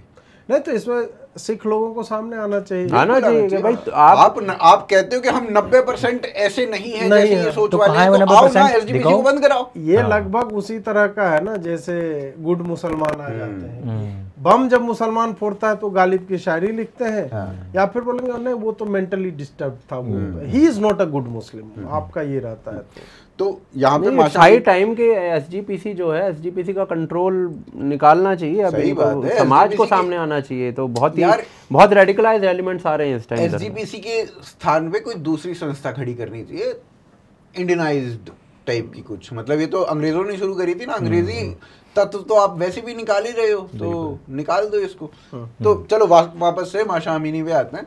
अब माशा अमीनी को वहाँ की मोरालिटी पुलिस ने मार दिया, ठीक है। उसके बाद वहाँ पे जो भी हिजाब के जितने भी आंदोलन आपने देखे ईरान में, वो उसके बाद हुए। सहर इमामी उसको कहती है कि भाई हिजाब नहीं पहनेगी तो तुम मरेगी ही। अब ब्रेवरी किसकी थी? ब्रेवरी माशा अमीनी की थी कि वो पूरे हुजूम से लड़ गई और पूरे हुकूमत से लड़ गई, और आप उसको जस्टिफाई कर रहे हो हुकूमत को, तो आपकी ब्रेवरी कैसे है भाई साहब? वैसे मुझे पर्सनली ऐसा लगता है कि ये जो हिजाब विजाब के भी जो प्रोटेस्ट वगैरह हुए होंगे, ये वेस्टर्नाइज्ड उसमें एलिमेंट्स होंगे, उसमें पुश मिला होगा उसे वेस्ट की तरफ से कि भाई ईरान में नहीं, ये लेकिन सब उसमें कर दो। गलत मुझे नहीं लगता है। गलत महिलाओं के गलत साथ नहीं है, में देखो। एक भी मुंडी काट के हाथ में लेके चल रहा है बंदा, भाई क्या है, और गलत- उसमें भी उस महिला को ही गलत ठहराया गया था। अंकुर भाई गलत नहीं है, हाँ। गलत नहीं है, पर मैं ये बता रहा हूँ कि जो वेस्ट होता है ना, हर नहीं देश के यार, अंदर सब वो- मैं मानता हूँ How कि बहुत ज्यादा geopolitics सप्रेस play? कर दिया गया, वहां की महिलाओं को इतना ज्यादा प्रताड़ित किया गया है, और वो महिलाएं वो हैं जो कुछ समय पहले वैसे ही स्वतंत्र थी, तो मुझे नहीं लगता कि उसमें वेस्ट की बहुत ज्यादा जरूरत थी। इस्लामिक रिवॉल्यूशन यार देखो, अब इसमें जब अपने आप वर्ल्ड वॉर 2 के समय का या उससे पहले भी जिस तरह से अमेरिका डेवलप हुआ और यूरोप डेवलप हुआ, मतलब इंफ्रास्ट्रक्चरल डेवलपमेंट कि आप वहां जाओ एंड यू आर शॉक्ड, अरे यार इतनी भव्य बिल्डिंग्स हैं, इस तरह का ट्रांसपोर्ट सिस्टम होता है, ऐसी चौड़ी सड़कें हैं, तो ये जब भी इधर से जाते थे ना लोग, तो उनको वो शॉक लगता था।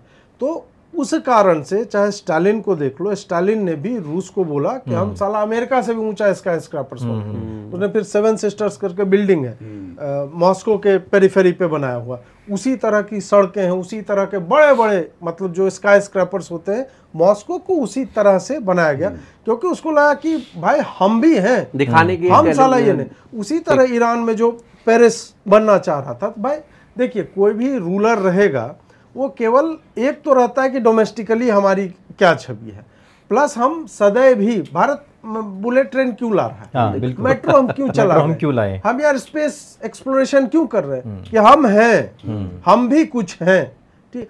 उस भाव से ईरान में भी ये जब उनका अपना रूलर था, तो इस तरह की नहीं यार फ्रीडम होना चाहिए, क्या जरूरत है, मतलब बुर्का बाकी जिनको पहनना है पहने, जिनको नहीं पहनना हम उनको प्रोटेक्शन जबरदस्ती नहीं करेंगे। हाँ, जबरदस्ती नहीं कि करेंगे। कोई उस तरह का, और वो आपके बुक्स में नहीं है इस तरह की चीजें। इस्लाम ये नहीं कह रहा है, एसेंशियल पार्ट ऑफ इस्लाम में बुर्का और ये टोपी और ये सब नहीं है, दाढ़ी तक नहीं है, तुम वो रखते हो क्योंकि तुम्हें लगता है कि फलाने रखते थे हम भी रखेंगे, सुन्नत में आ उस जाता है। टाइप नहीं, से। उसमें तो ऐसा बताएगा ना, जीनत आपको जीनत ढकना है, और उसका मतलब आपने पता नहीं 50 तरीके का कुछ भी निकाल उसके लिया बाद तुम है। साला जाली लगा दियो आंख में और कबूतर जैसे, नो एक्सट्रीमिज्म होता चला गया ना, हर चीज में एक्सट्रीमिज्म घुसता चला गया फिर। उसमें इनका, और उसको कैसे अभी देखो ना कि साला वो आ रहा है रील, गुपचुप खा रही है महिला, ऐसे ऐसे उठाए वो ऐसे करके देखा और तुरंत ऐसे करके अंदर से एक भीतर से ले लेती है उसके हाथ में। हाँ, खुश मतलब मुसलमान खुश है इस बात से, ठीक है। तो वो मतलब जो इस्लामाइजेशन है ना, वो मुझे लगता है उसी अराउंड पूरे दुनिया में ये आया है। पाकिस्तान में भी इस तरह का नहीं था, पाकिस्तान की भी महिलाओं को Right. देखो पाकिस्तान की ये महिलाएं तो तो जिया- सूट पहनती थी भाई।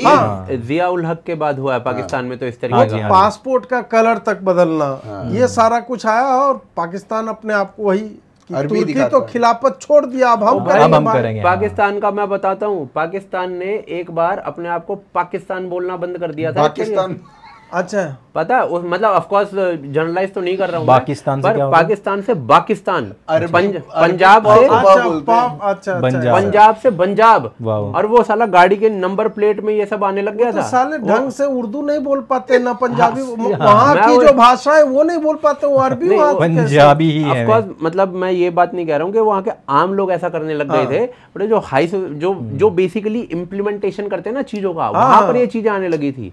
वो पुश करते करते पहुंचा तो देते ही ना भाई। हाँ भाई, नवाज शरीफ जो था उसने 25,000 पेड़ मंगवाए खजूर के हाँ, यूएई से, रेत डलवाई। एक पेड़ सर्वाइव नहीं किया साला। मैं साले तुम ये सिर्फ दिखाने के लिए था कि अरे हम अरबी, ये केरल वालों ने कर दिया फिर, तो भारत इसमें केरल मदद वालों ने तो रेत डाल के ऊँट चलाए हैं फिर, हाँ। बोला हम अब बिल्कुल अरबी कल्चर में रहेंगे। नहीं, भारत तो इसमें मदद भी कर देता पाकिस्तान का, कि हम रेगिस्तान बना देते थे। सही बात है। हमें बताओ तो सही, बताओ तो सही। हमें बताओ, टेक्नोलॉजी है हमारे पास, हमारे में उस तरह की। टेक्नोलॉजी है। खैर आगे बढ़ते हैं, अब चलते हैं हम लोग G7 और कांग्रेस की जो नौटंकी हो रही है, मतलब स्टार्ट से ही, और ये लोग भी ट्रंप की तरह रिलेंट नहीं कर रहे हैं। एक पैसा लाज शर्म हया नहीं है कुछ नहीं है साला, क्या ठीक है हमने पहले बोल दिया, पहले हल्ला क्या कर रहे, बुलाया ही नहीं है। जैसे कि मनमोहन सिंह को तो हर बार कि आइए डॉक्टर साहब आइए प्लीज डॉक्टर साहब ऐसे गडुल्ला भेज के मंगवाओ नहीं होता है। और G7 का मेंबर नहीं है, इनविटेशन आएगा तो हम जाएंगे, नहीं आएगा नहीं जाएंगे। राइट। अब क्या हुआ कि उसके बाद जब हल्ला किया तो उसके बाद बातचीत हुई और बुला ही लिया गया। तो बोला ये तो दया दिखा करके बुलाया गया आपको, ऐसे थोड़े मतलब इतना देर से बुलाया जा रहा है। साल भर पहले बुला लेता, पिछले ही समिट में जो आपको दे देना चाहिए था न्योता। तुम वहीं पड़े रहते तब से। हाँ, उसके बाद गए, उसके बाद फेक न्यूज एक के बाद एक के बाद फिर मतलब चाइड करना कि ट्रम्प तो वहाँ है ही नहीं। जैसे कि मतलब भारत तय करेगा कि मिडिल ईस्ट में क्राइसिस जो हो रही है कि ट्रम्प यार तुम बैठो यार, हमारे मोदी जी आ रहे हैं, ऐसे कैसे तुम चले जाओगे यार तुम ट्रम्प, हमने तुमको F-16 बनाना सिखाया है, हमने तुम्हारी इकोनॉमी पूरी हम चला रहे हैं, G7 हमने निर्माण करके दिया है तुमको, तुम कैसे यार आसिम मुनीर को तुम लंच पे बुला लोगे ट्रम्प, कहीं पे ऐसे कैसे यार पे लंच पे। अच्छा नहीं बुलाया तो उसी पे था जो आप बोल रहे हैं। नहीं बोल सुना ही वही था, उसी पे बिठा के तो लंच कराया है। जी। तो अपना मतलब क्या होता है ना कि जितने भी आपके इंद्रिय हैं सब जो है वो संतुष्ट हो जाए। तो जननेंद्रिय और अन्य तरह के जो इंद्रिय है सबको संतुष्टि दे रहा है वहां पे बिठा करके। तब वो बोला भी क्या रहे नहीं ट्रम्प को नोबेल तो मिलना चाहिए, नोबेल मैंने नामकरण आपको नामित किया है मैंने कि नोबेल मिलना चाहिए। बताइए फिर कह रहे फोटो नहीं आया। मुझे ये जानना है अनुज भाई, आपसे आरंभ करेंगे कि मतलब कांग्रेस यार क्या सही में इसको डुबाने के लिए साले लगे हुए पवन खेरा और सुप्रिया और ये जयराम साले हमें कुछ नहीं मिला है, हम राहुल गांधी के नैया डुबा के रहे। इसका मुझे तो यही लगता है इनके पास मुद्दों की कमी है, मुद्दे है ही नहीं। उसमें क्या है मुद्दे तो हमसे ले लो ना, हमसे ले लो, हमें कंसल्टेंट बना दो, हम मुद्दे देते हैं। आपके मुद्दे उन्हें अच्छे नहीं लगते हैं, आपके मुद्दे हिंदुओं को अच्छे लगते हैं। हाँ वो वही बात है ना, वो उनके सेक्युलर मुद्दे चाहिए उन्हें, तो वो मुद्दे इनके पास मुझे लगता है कि है नहीं। और हम जिन चीज़ों पे काम चाहते हैं उन चीज़ों पे सरकार अपना धीमे धीमे चलती रहती है, लेकिन बाकी जो चीज़ें हैं जिन पे कांग्रेस घेर सकती है सरकार को, भाई अभी सबसे बढ़िया अनुज भाई एयर इंडिया वाले पे सरकार को कितना बढ़िया अवसर है कि घेरो कि भाई तुम्हारा हम तुमको इसके लिए ब्लेम नहीं कर रहे, हम ब्लेम इसलिए कर रहे हैं कि अभी तक ये जहाज हवा में क्यों है, क्यों आई, कैसे अब आप देख उसमें नहीं घेरेंगे ना, नहीं वो खुद उस लॉबी में शामिल बिल्कुल वही तो लॉबी चला रहे भाई, वो खुद उस लॉबी में शामिल होंगे, तो वो सब नहीं डिस्ट्रैक्ट उन्होंने बोइंग से इंडिया टाटा अडानी पे किया है, तो वो कैसे चले जाएंगे। मुझे एक्चुअली में समझ नहीं आता ये अडानी को ये मुद्दे शायद आज की डेट में भारत में नहीं चल सकते। ये जिस एक समय पे आपको टाटा बिरला को गालियां देकर नहीं एक समय पर क्या होता था ना, अलग था भाई। हाँ भाई आपके नारे ये होते थे भाई आधी रोटी खाएंगे इंदिरा को जिताएंगे,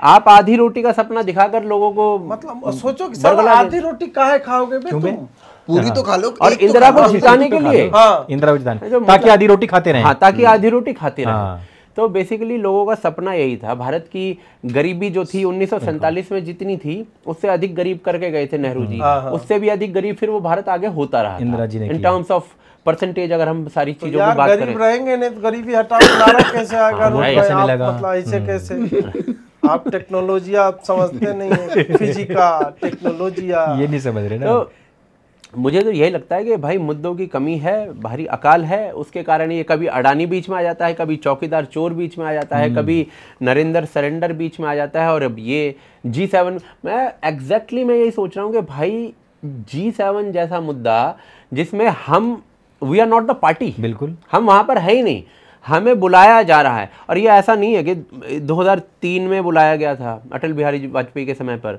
फिर 6, 7, 8, 9 ये 4 साल गए हैं, उसके बाद भारत की जो इकोनॉमी का इतना बुरा हाल हुआ कि भाई बुलाना बंद कर दिया गया, घोटाले वगैरह इतने ज़्यादा हो चुके थे। 9 के बाद नहीं बुलाया गया, उसके बाद सीधा 19 में बुलाया गया है, 18 या 19 में जब भी, तो 18 के बाद से अभी करीब 6 लगातार ही बुला रहे हैं। 18 के बाद मोदी सब में रहा है, बाकी G7 के सारे मेंबर्स कहीं 6 बार हाँ, प्रधानमंत्री बदल गया, कहीं 5 बार, कोई कहीं 4, कहीं 3 बार। मतलब ये तो प्रोग्राम ऐसा है कि भाई हमारे परिवार का हवन हो रहा है, भाई अतिथि के रूप में तुम भी आ जाओ, हैं? आगे तो आगे, नहीं तो है नहीं भाई, क्या नाम वहां से यजमान ही मुख्य मोदी जी थे, उन्होंने नहीं बुलाया, ऐसा तो मैक्सिको भी है, ब्राजील भी है, आई थिंक 2 एक अफ्रीकन यूनियन वो भी है। तो पॉइंट यही है, और ये एक्चुअली में भारत के लिए भाई ठीक है। देखिए कनाडा में पिछले कुछ सालों से क्या रिश्ते रहे हैं वो सारे सबको पता है। उस कंडीशन में कनाडा में एक नया प्रधानमंत्री है, क्या नाम है उसका, इन्होंने भी मुझे लगता है कि हो सकता है कि ईगो टाइप का कुछ रहा हो, या जो भी है कि नहीं बुलाएंगे, कार्नी नाम है ना, कार्नी, तो हो सकता है कि उसका रहा हो कि नहीं बुलाएंगे हम। लेकिन उसने ये भी बोला कि भाई बाकी देश चाहते हैं कि इंडिया यहाँ पे हो, क्योंकि सब के लिए इंडिया एक महत्वपूर्ण ग्लोबल पार्टनर है, मार्केट भी सबसे बड़ी मार्केट। और ऊपर से क्या है ना कि ये कनाडा के लिए भी फेवरेबल कंडीशन ही पैदा करता है, क्योंकि भारत स्टार्ट कहीं से बातचीत चालू करोगे, निज्जर पे जो मार के गया तुम्हारी पार्टी का ट्रूडो, तो you will have to start. और देखिए मीटिंग हुई और हाई कमिश्नर जो है वो बोले कि राइट, बिल्कुल। ऊपर से क्या है कि भारत और कनाडा के बीच में जो व्यापार होता है वो बहुत कम है, सिर्फ आई थिंक $12 बिलियन कितना है। यूएस और भारत के बीच में जो हो रहा है वो करीब 125 के बीच में है, कुछ $150 बिलियन के आसपास। और जो यूएस और कनाडा के बीच में व्यापार होता है वो करीब 600 से 700 बिलियन डॉलर का है उनका सारा कुछ। हाँ, तो द पॉइंट इज कि अब जो ये ट्रम्प ने ये भसड़ मचाई है, टैक्स वॉर और ये वो सब भसड़ जो है, कनाडा मेरा 51वां स्टेट बन जा, हाँ मेरा स्टेट बन जा। उस कंडीशन में इट इज वेरी इंपॉर्टेंट कि कनाडा जो है वो भारत के साथ सही संबंध स्थापित करे, और ये जो $12 बिलियन का व्यापार है इसको बढ़ाते हुए 50-100 की तरफ धीरे धीरे बढ़े जाए। तो वो उनके पास भी इतनी सेंस है, वो भाई अच्छा हमारी काफी सारी बड़ी जनसंख्या है भाई वहाँ। हमारी इतनी करीब 4 से 5% जनसंख्या जो है वो भारतीयों की है वहां पर। अभी इसमें 4 से 5% में खालिस्तानी में मिला रखी हमने। लेकिन एक बात बताऊं भाई, उनसे ज्यादा जनसंख्या भारतीयों की है, हिंदू ज्यादा है उनसे, कितनी ही ज्यादा है, वो बहुत ज्यादा नहीं है, मतलब जैसे वो अगर, लेकिन पावर में आप देखो कि डिस्प्रोपोर्शनेटली वो पावरफुल पोजीशंस में ज्यादा है खालिस्तानी, और हिंदू कहीं नहीं। राइट, और वो कई सीटों को इम्पैक्ट करते हैं। वो इस तरीके से बसावट इस तरीके की है वहां पर कि वो कई सीटों को इम्पैक्ट हुए हैं अपनी सुविधा के अनुसार। जो ये लोग जाते हैं वो जाते हैं अपने आसपास के क्षेत्रों में ही।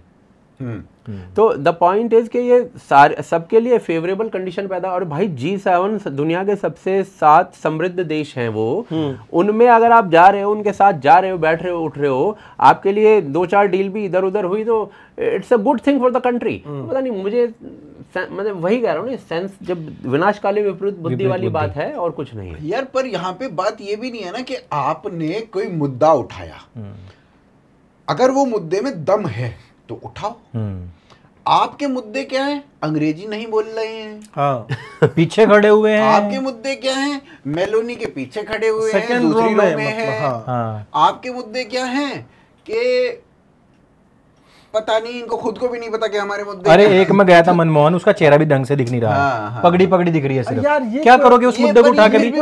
क्या करोगे इनको मुद्दे को? बात होती, एक साला फोटो नहीं खिंचाने दिया, मतलब तुम इतना लॉजिक नहीं लगा रहे हो कि वो साइप्रस चला है, वो जब वहां है ही नहीं, और वो फोटोग्राफी केवल G7 के मेंबर्स की थी। राइट, बिल्कुल। उसमें इंडिया क्या मतलब और किसी को नहीं बुलाया? नहीं, दरअसल ये तो मूर्ख हैं ही, ये जनता को भी मूर्ख समझते हैं, और ये सोचते हैं कि जनता आज भी आधी रोटी खा रही है, इसलिए उसके पास बुद्धि तो है नहीं, रोटी तो खा नहीं रहा कोई। कांग्रेसियों को यही लगता है ना कि सुप्रिया श्रीनेट सबसे, मतलब जिसके एडवाइजर साला सुप्रिया श्रीनेट पवन खेड़ा हो, जो जीवन भर चप्पल उठाया है, 90 के एंगल पे सैल्यूट मारा है, मतलब ऐसे लोग जो मतलब आईक्यू के लेवल से एकदम डम्बेस्ट ऑफ द डम्ब हो, इस टाइप के, उन लोगों को तुमने साला सलाहकार बना हुआ है।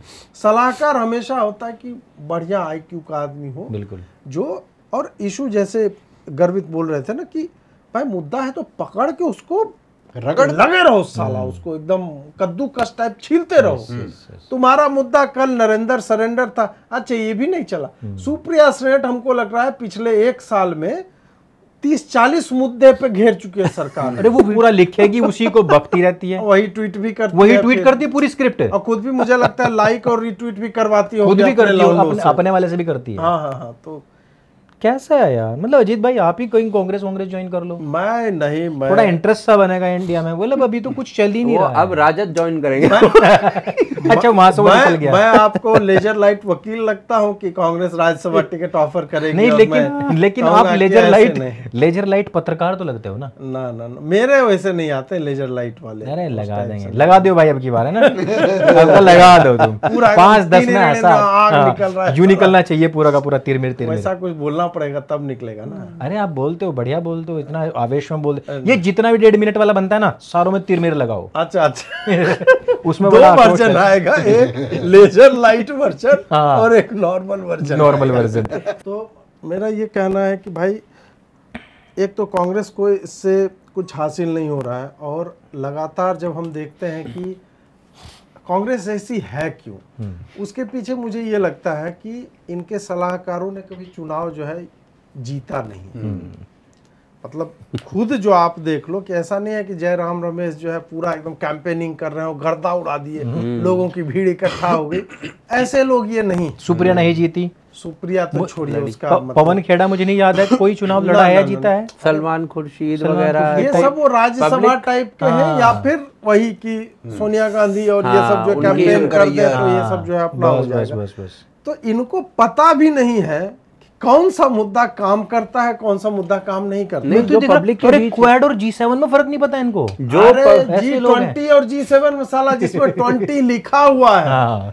इनको लगता है नहीं जी दोनों है। गूगल पे भी साला ये साम बोलते हुए एक ही बात है। नहीं असल में ये सोचता होगा अच्छा G7 में 2007 से स्टार्ट 20 वाला हाँ, 2020 से चल रहा है जी ही। हाँ जी है सब। वर्जन अलग अलग है उसका है ना। पीपल लाइक अशोक गहलोत जो जैसे भी हों और वो पब्लिक के बीच में रहे हैं भाई, ठीक है, उसको public- पता है, वही उसको पता है ना। कैप्टन अमरिंदर था, उनको देख लो ना, वो ये बकलोली नहीं कर रहा वो आदमी, वो ये सब नहीं कर रहा। जितने खलियर हैं हाँ जो अपने दम पे, संजय राउत हाँ वो बैठा हुआ है, वो बोल रहा है कि हम नहीं मानते मोदी जी। विक्रम मिश्री क्यों बोल रहा है, हम तो तब मानेंगे जब डोनाल्ड ट्रंप कहे कि 14 बार मैंने झूठ बोला है और मैं माफी मांगता हूं, ये ट्विटर पे लिख के बताएं। साला संजय राउत ट्रंप से तुम साला माफी मंगवा रहे ट्वीट करवा लोगे। नहीं आज ट्रंप इनके लिए क्रेडिबल हो गया है। हाँ। और कल तक नहीं वो रवीश कुमार का एक देखो ट्रंप झूठा है ऐसे करके उसका थंबनेल चल रहा है, अब वही ट्रंप की बात इस पे मान रहा है। वही तो अभी कौन था वो, एक लेफ्टिस्ट है, डिबेट में आता है, ऐसी वाली फ्रेंच कट दाढ़ी रखता है, क्या नाम है उसका, जो करण के उस पे भी पॉडकास्ट पे आया था, कोई क्या नाम है पता नहीं। तो जो भी है वामपंथियों की यह हालत कि उसका नाम भी किसी को नहीं पता है। लेफ्टिस्ट है वो, भयंकर लेफ्टिस्ट। तो वो कह रहा कि शहजाद और वो डिबेट कर रहे थे, तो वो कह रहा कि ट्रंप ने, देखो ट्रंप ने कहा है कि उन्होंने सीज फायर करवाया, ये वो फलाना फलाना। शहजाद बोला तो आप ट्रंप की बात को मानते हो? कह रहा और क्या, हम मानेंगे ही ट्रंप की बात को, तो मानेंगे ही हम, वो प्रेसिडेंट है, यूएसए का प्रेसिडेंट है, मानेंगे उसकी बात को। कहता अच्छा तो ट्रंप तो चाइना के लिए भी ऐसा ऐसा कुछ बोलता है, ट्रंप तो झूठा है। ये वो रेडिकल इस्लाम को उखाड़ने की बात करता है तो ट्रंप झूठा है, एक सेकंड में ही झूठा भाई है। ऐसा ही होता है, ऐसा ही होता है। क्या हो रहा है भाई? इनके तो सर्कुलर लॉजिक चलते हैं, वो घूम फिर के वहीं आ जाएगा वापस, पर बस तुम अपना सिर खुजाते रह जाओगे, पकड़ के बैठ जाओगे, साला पूछ क्या रहे हैं, जानना क्या चाहते हो, क्या करोगे ये सब चीजें करके भी। मतलब अपने डीजीएमओ की बात तुम्हें जो है नहीं समझ माननी में नहीं आई, और तुम्हें एक कॉमन सेंस की बात है कि एक आदमी 15-20 बार एक ही बात बोल रहा है, उसके पीछे एजेंडा है उसका, उसका एक पर्पस है, इसलिए बोल रहा है। हाँ जो कुछ इस तरह का करता है उसे इतना हल्ला करने की आवश्यकता। अच्छा एक और बात, कितने बजे ट्वीट आया था ट्रंप का? करीब 5 बज रहे थे उस समय भारत में। अमेरिका में क्या टाइम होगा? हाँ सुबह के 5 हाँ उस टाइम से 4-5 बजे ट्रंप 12 सुबह 5 बजे उठ के ये ट्वीट कर रहा था। सुबह सोचिए 5 जरा, बजे उठते बिना एजेंडा के कर देगा ऐसा? अरे वो इंडिया आया, इतनी बड़ी रैली वैली उसने पिछली बार की, उसने कभी इतनी बार इंडिया का नाम नहीं लिया, उसने कभी इतनी बार मोदी का नाम नहीं लिया, उसने कभी इतनी बार उन वेलफेयर जो काम उनके होते हैं या जो डील्स होती हैं उनके बारे में कोई बात नहीं की, पर वो 14-15 बार सरेंडर कह रहा है। तो उसके पीछे हमें यही नहीं समझ में आ रहा कि कारण क्या है। कोई एजेंडा है। और भाई देखो, कांग्रेस की बात हम कर रहे थे, तो कांग्रेस का ना हिसाब किताब ऐसा है कि कांग्रेस जब शुरू हुई थी तो कांग्रेस के पास दो तरीके के नेता हुआ करते थे। मतलब शुरू हुई थी इन द सेंस जब भारत स्वतंत्र हुआ और उसके बाद कांग्रेस चल रही थी, उसमें दो तरीके के नेता हुआ करते थे। एक हिंदूवादी नेता था, एक सेक्युलरवादी नेता हुआ करता था, नेहरू टाइप। ठीक है, तो हिंदूवादी जो नेता थे उनकी भी संख्या अच्छी मात्रा में थी और सेक्युलर भी अच्छी मात्रा में थे, तो एक बैलेंस बन के रहता था। ठीक है, दूसरा फिर कोई विपक्ष नहीं था इनके पास। हिंदू महासभा बनने की कोशिश कर रही थी पर वो उस तरीके से खेल नहीं पाए। इन दोनों के बीच में आपस में फ्रैक्शंस भी आ गए काफ़ी, करपात्री जी और वो सारी चीज़ें अगर हम देख लें तो फिर ये आगे बढ़ते हैं। इनके हिंदूवादी नेता जो है निकलते जाते हैं। ओवर द ईयर्स आप यही देखना कि हिंदूवादी नेता बाहर होते गए, बाहर होते गए। इनके पास बचे केवल सेक्युलर नेता। जब तक इनके पास सेक्युलर नेता थे तब तक भी ये जीत रहे थे और तब तक विपक्ष जो था वो अपने आप को तलाशने की कोशिश कर रहा था कि भाई हम कहाँ हैं, हम आए।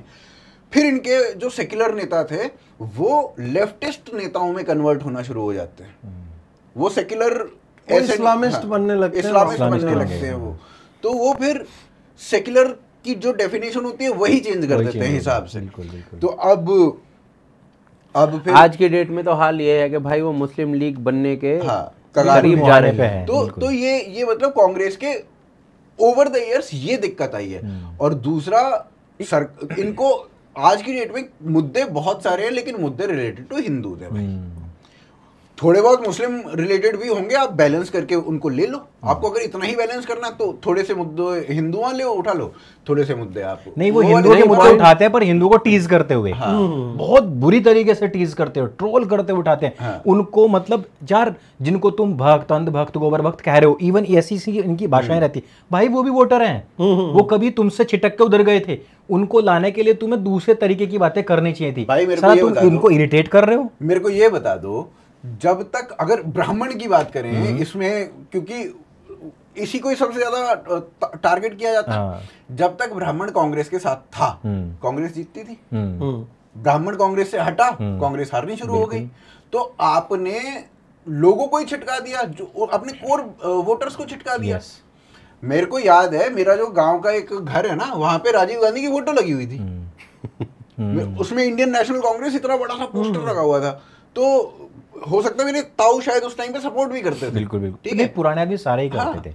भाजपा के बनने से पहले कांग्रेस ही थी, करते थे।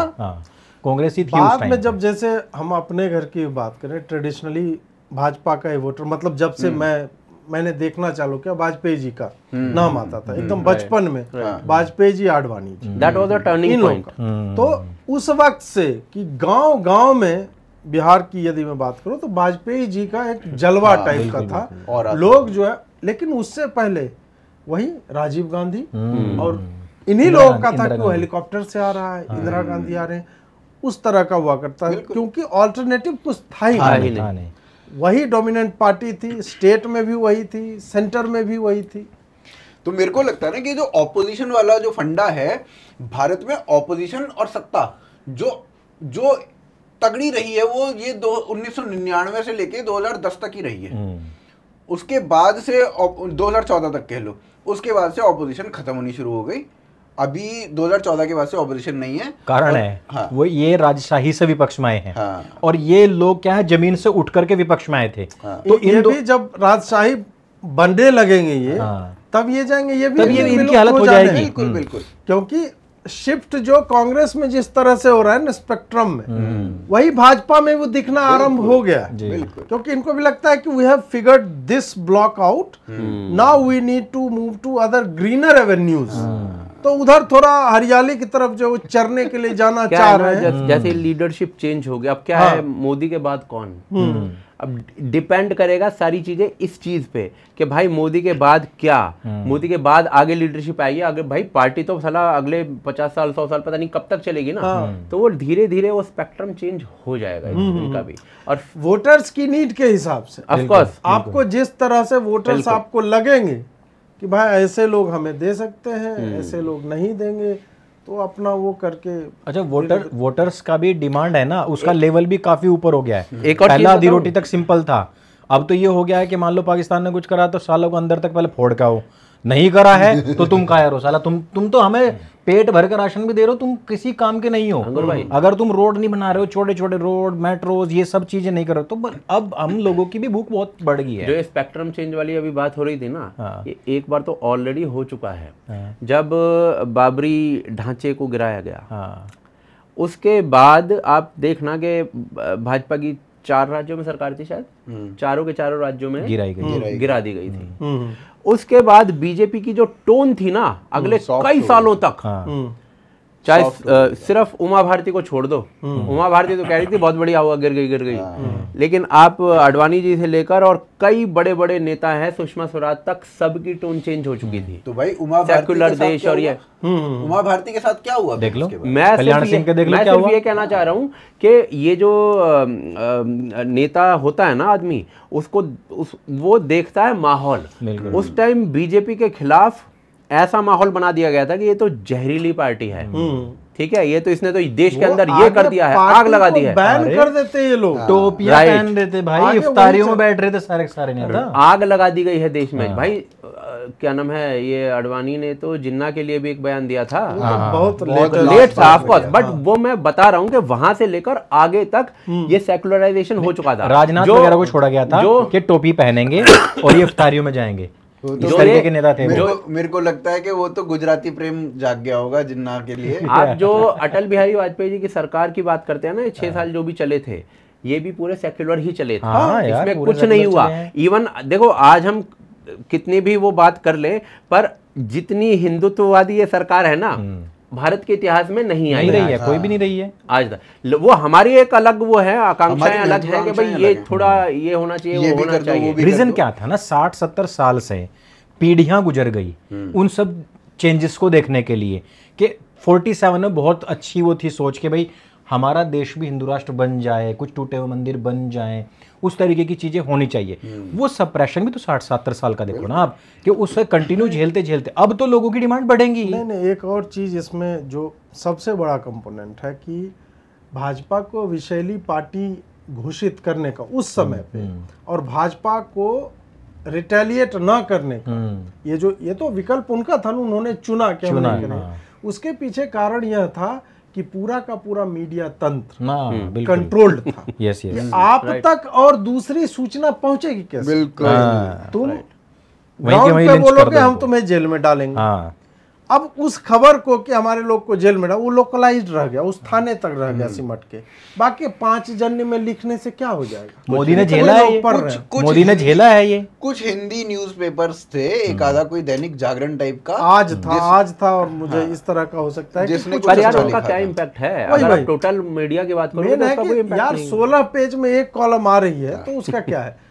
ये जो 2014 के बाद हुआ, या फिर जो 2004 से 14 में जो इतना एंटी इनकम्बेंसी बिल्ड होता है, प्लस प्रो भाजपा सेंटिमेंट आता है, केवल और केवल सोशल मीडिया के सोशल मीडिया बिल्कुल इंफॉर्मेशन, सूचना का लोकतांत्रिकरण जो हुआ, उसके कारण कि भाई छोटी सी भी न्यूज इन्होंने उसको प्ले अप करना चालू किया, उन्होंने सोशल मीडिया को एक्सप्लॉइट किया उस हिसाब से कि भाई अब हम जो है इसको, भाई जनता ने जिम्मेदारी खुद उठाई, हाँ, और कोई नहीं था उसमें, हाँ, जनता ने खुद जिम्मेदारी उठाई कि अब हमें बदलना है। और तब तक ये भी हुआ ना कि ये 10 साल जो गए ना, इन्होंने हिंदुओं को इतना प्रताड़ित किया है मेंटली, तुम टोपी, मतलब टोपी वाला अलाउड है, तुम गले में ये नहीं पहनो, तिलक नहीं कर सकते हो, अरे हिंदू टेररिज्म चला दिया, हाँ, भगवा, ये सब मुझे लगता है कि ब्रेकिंग द बैक टाइप का था, last straw on the camel's back type का था कि भाई अब नहीं इस टाइप। और ये जो आप कह रहे हो ना, आम आदमी ने मैं खुद उनमें था भाई, मैं किसी उस समय कुछ ऐसा तो नहीं था ना, मैं जॉब करता था उस समय, मैं खुद मोदी की कैंपेनिंग में उतरा था उस समय। हर एक व्यक्ति, छोटे छोटे बच्चे तक हमने देखे हैं, उसके करने का कारण क्या था कि वो जो बता रहे ना आप, दिया बुझने से पहले कांग्रेस का 2014 से पहले बहुत भभका है। वो जो कहते हैं ना कि वो अल्पसंख्यक सुरक्षा कानून लाने का, वो तलक की चीजें ले आए थे, वो बहुत डरावनी चीजें थी भाई, बहुत डरावनी चीजें थी। कम्युनल वायलेंस एक्ट 2013 का भाई, तो मतलब बर्बादी की तरफ जा चुका था देश। ये विषय अंतहीन है नहीं।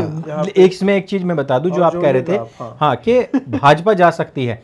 भाजपा इसलिए नहीं भी जा सकती है कि उनके पास में कोई राजशाही परिवार नहीं है। नहीं, कोर्स करेक्शन कर ले, मैं ये बोल रहा हूँ। अभी जो हमारे पास डेटा है और अभी जो ग्राफ इनका जा रहा है तो उसी तरह वो उधर जा रहे हैं। बीच में अगर कोई मतलब जैसे कि हाँ कि टोन हमें चेंज करना है, हमें क्या करना है कि इससे अधिक हमें नहीं मिल सकता, इस टाइप का अगर इनको लगे तो फिर जो है कुछ बचा, वरना मतलब भाई वो टारगेट तो वही है। नहीं तो टारगेट वो बोलते हैं हमारा तो 50% वोट शेयर जाना है। तो अब वहां तक जाना है तो आपको बहुत सारी चीजें ऐसी करनी पड़ेंगी जिसमें आप कॉम्प्रोमाइज कर रहे हो। तो इधर के खो जाएंगे आपको, तो इधर के तो खो जाएंगे ना 50% का। वो आप देखेंगे कि उनके सामने है कि वो तराजू में किधर जो बैलेंस कैसे करें, किस तरीके से करते हैं जाने। अब नेता लोग चालाक हैं ये, पर वो कहीं ना कहीं कॉम्प्रोमाइज करोगे आप आइडियोलॉजी से, तभी पॉसिबल है, हो सकता है। खैर आइडियोलॉजी से अब हम लोग चलते हैं नक्सल आइडियोलॉजी की तरफ, जिसका सफाया मतलब बहुत, मुझे तो वो निजी तौर पे बहुत दर्द हो रहा है, क्योंकि एक समय में नक्सली था। आपने मेरे फोटो देखे, मैं कुर्ता पहना करता था। अच्छा, आपका नाम मिथुन चक्रवर्ती है क्या? नहीं नहीं नहीं, नहीं वो नक्सली था वो पहले था। तो उस तरह के, और अभी जो है 13 राज्यों से सिमट के 3 जिलों में नक्सली रह गए। और इस पे जो मतलब बाकी ठीक है, हम भाजपा को बहुत उनकी आलोचना करते हैं, कांग्रेस को पेल ही देते हैं, लेकिन इस विषय पे जो मतलब इंटरनल सिक्योरिटी पे जो काम, विशेषतः नक्सल, इंटरनल सिक्योरिटी में इस्लामिक टेररिज्म भी और वो आता है, उस पे तो भी उतना काम नहीं होता दिख रहा है। हो सकता है कि पहले हम इसको फिगर आउट कर लें, नक्सलियों को हम फिगर आउट कर लें, उधर विकास पहुंचाओ, क्योंकि वो इंटरनल थ्रेट में भी वो दूसरे तरह का, बिल्कुल बिल्कुल, उसकी आइडियोलॉजी अलग तरह की है। इस्लामिस्ट थ्रेट जो है वो दूसरे तरह, उनको अभी मोदी जी की वो ईदी जो है दे करके थोड़ा नियंत्रण में रखा जा सकता है, या फिर राज्यों में हमारी सरकारें हैं, 2-4 बुलडोजर ये सब चला के थोड़ा बहुत वो अकबर नगर और ये सब करके मतलब ऊपर से ड्रोन का शॉट वॉट दिखा के पहले इतना बड़ा ऐसा था, बिफोर एंड आफ्टर करके, तो वो चल रहा है, वो मैनेज हो रहा है थोड़ा बहुत।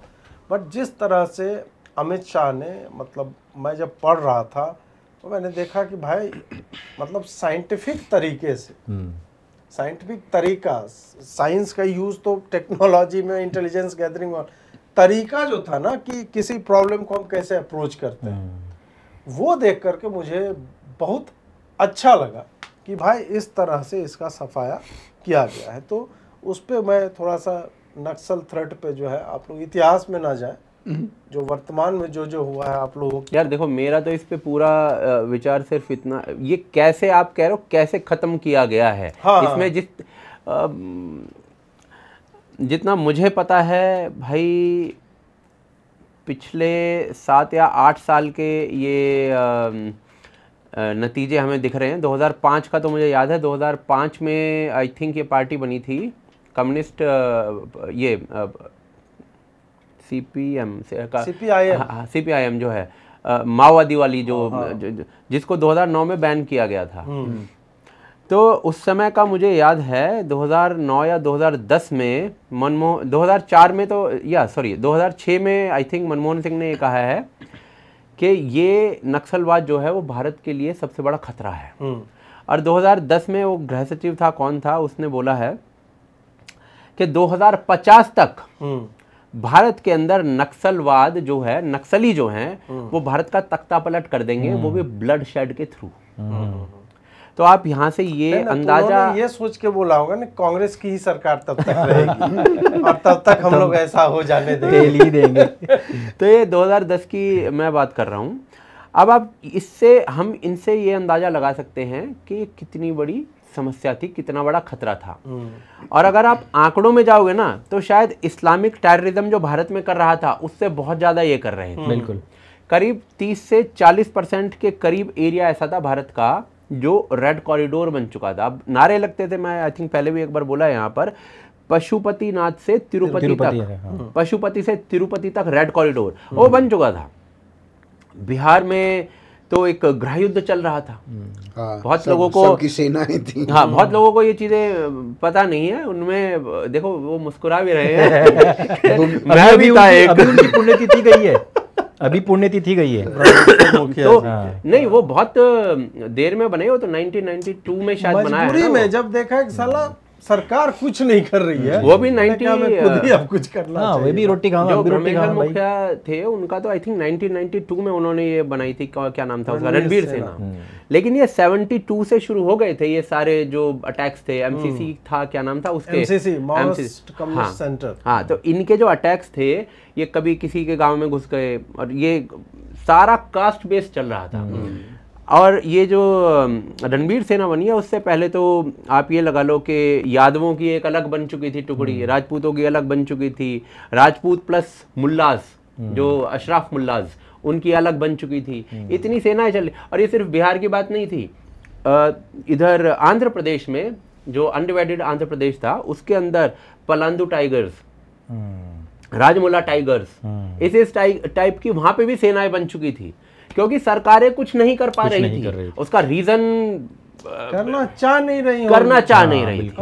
अब उसमें ये भी है ना, 2007 में तो ये चाइना के उस पे मिल के आए थे, एमओयू 2008 में साइन किया। हो सकता है गुप्त एमओयू में नहीं, माओ साइन हुआ होगा वहां। तो आप ये लगा लीजिए कोई एक्शन नहीं था सरकार की तरफ से, इनएक्टिव थी सरकार इन लोगों पे, क्योंकि ये सारा चाइना। और वो आप ये देखिए इसमें ना सन 2000 के बाद चाइना ने बहुत तेजी से गति पकड़ी थी, इकोनॉमिक और हर तरीके से वो ताकतवर होता जा रहा था। तो वो अपनी शाखाएं भी हर तरफ फैला रहा था, इवन मीडिया को वो कैप्चर कर रहा था।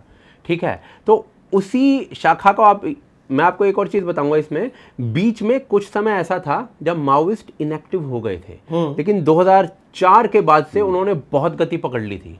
और ये सारे जो दांतेवाड़ा वगैरह वो जितनी भी घटनाएं हुई हैं उसके बाद ही हुई हैं। तो उन्होंने बहुत गति पकड़ ली थी, और कुछ सालों के अंदर ये बातें होने लगी थी कि भाई 2050 तक ये कैप्चर कर लेंगे, और वो धीरे धीरे कैप्चर करते जा रहे थे।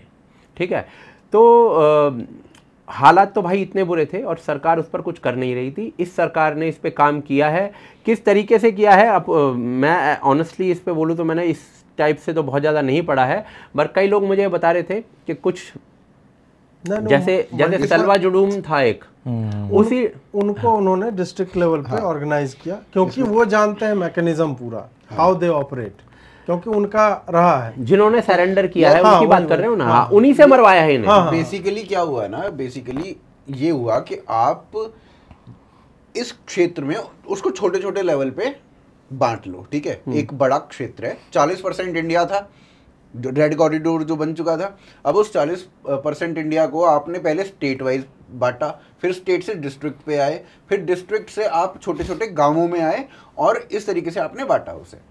अब आपका काम था कि आपको उन क्षेत्रों में सुविधाएं पहुंचानी हैं, उन क्षेत्रों में ये सब चीजें पहुंचानी है जो पूरे भारत में तो हैं पर उनके एरियाज में नहीं है। वो बेसिकली जो प्रोग्राम है एस्पिरेशनल डिस्ट्रिक्ट्स प्रोग्राम जो है सबसे अधिक।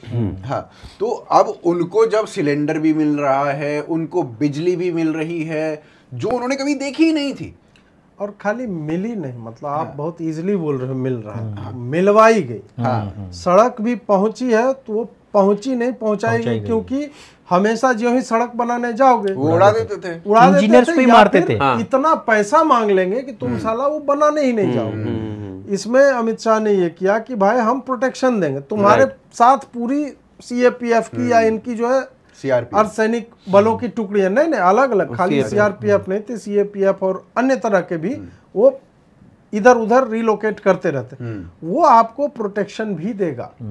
तो अब 20,000 एनजीओ बैन किया, तो उनका जो मेजर चंक ऑफ फंडिंग था वो उससे डिसरप्ट हुआ। फिर ये लोग साला जंगल में ही गन वन बनाने लगे। पहले इनके पास बनी हुई गन्स एके आ जाती थी, अब इनको खुद कट्टा टाइप पे आना पड़ गया, फायर पावर आपका कम हो गया।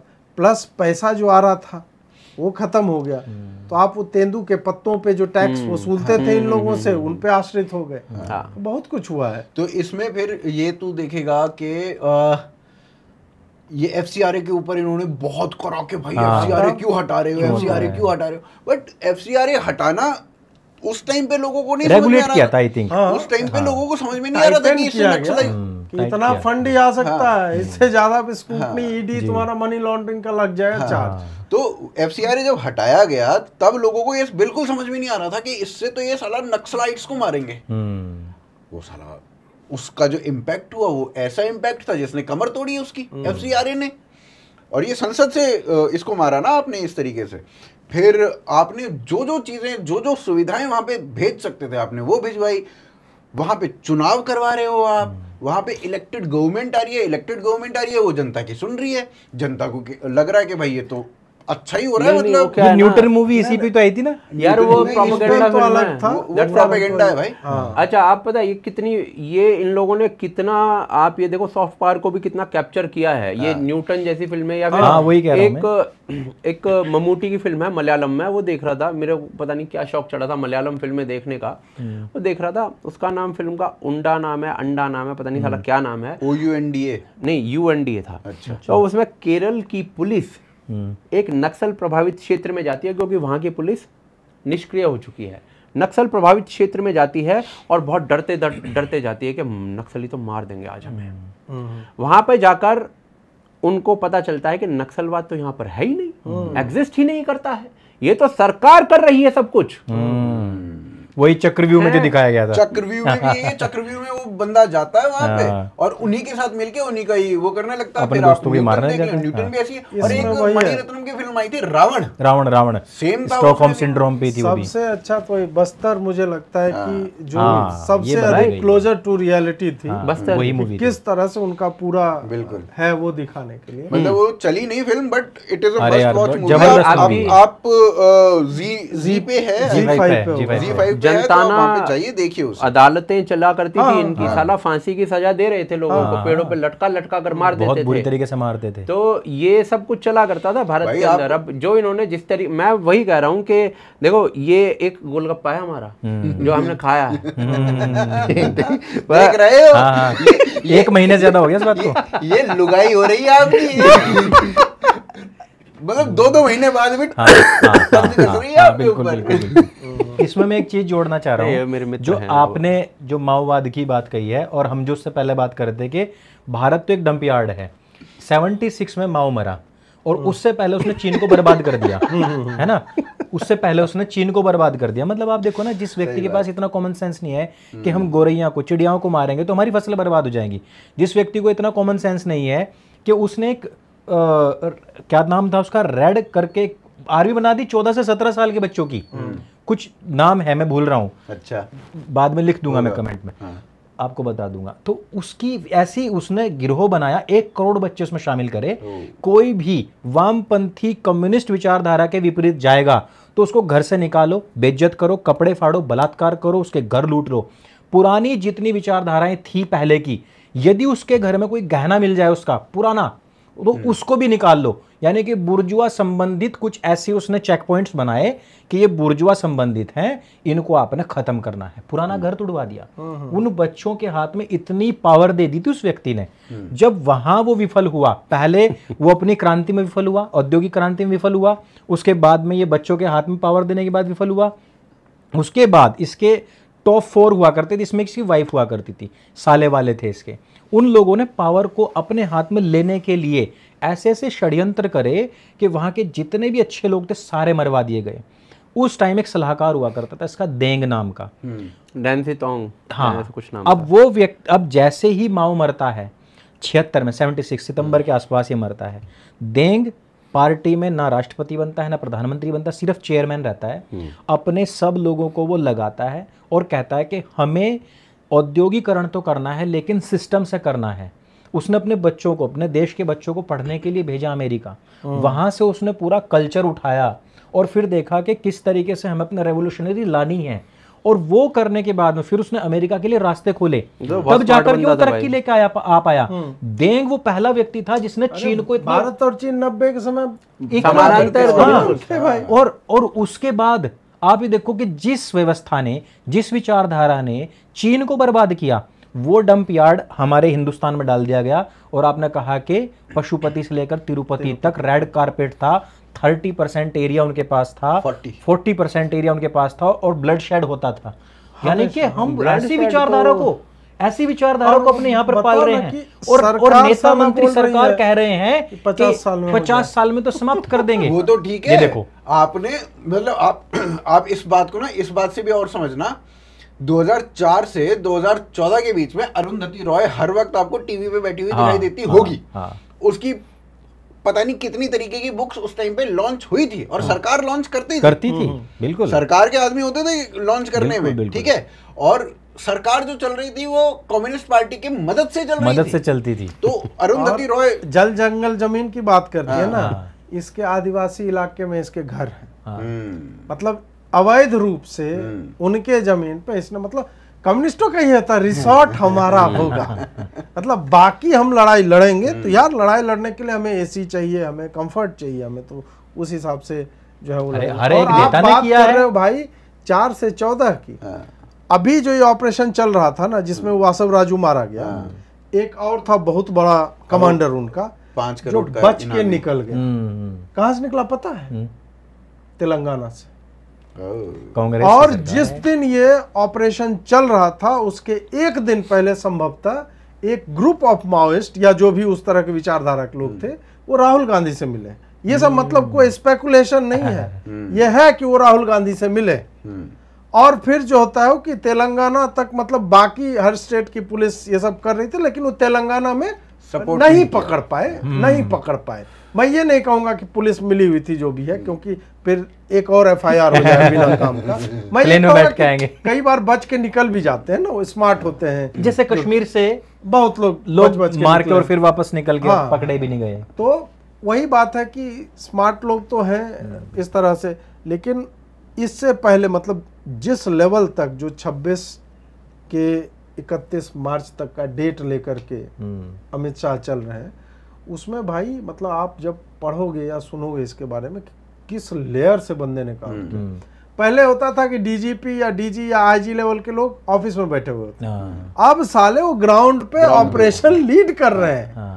या तो लीड कर रहे हैं या फिर फॉरवर्ड पोस्ट पे बैठे हुए वहां से स्ट्रेटजी बन रही है कैसे क्या करना है, ड्रोन से मॉनिटरिंग, AI का यूज, स्टेट को, सेंटर को और लोकल, और जो सलवा जुदूम और ये सब जो सरेंडर्ड है उन सब का एक ग्रुप बनाना। एक में भी ये नहीं कि हम स्टेट के हैं, हम IPS, ये सब नहीं, आपस में सूचनाओं का आदान प्रदान होगा, तुम एक हो, ये सारा कुछ के करके बनाना।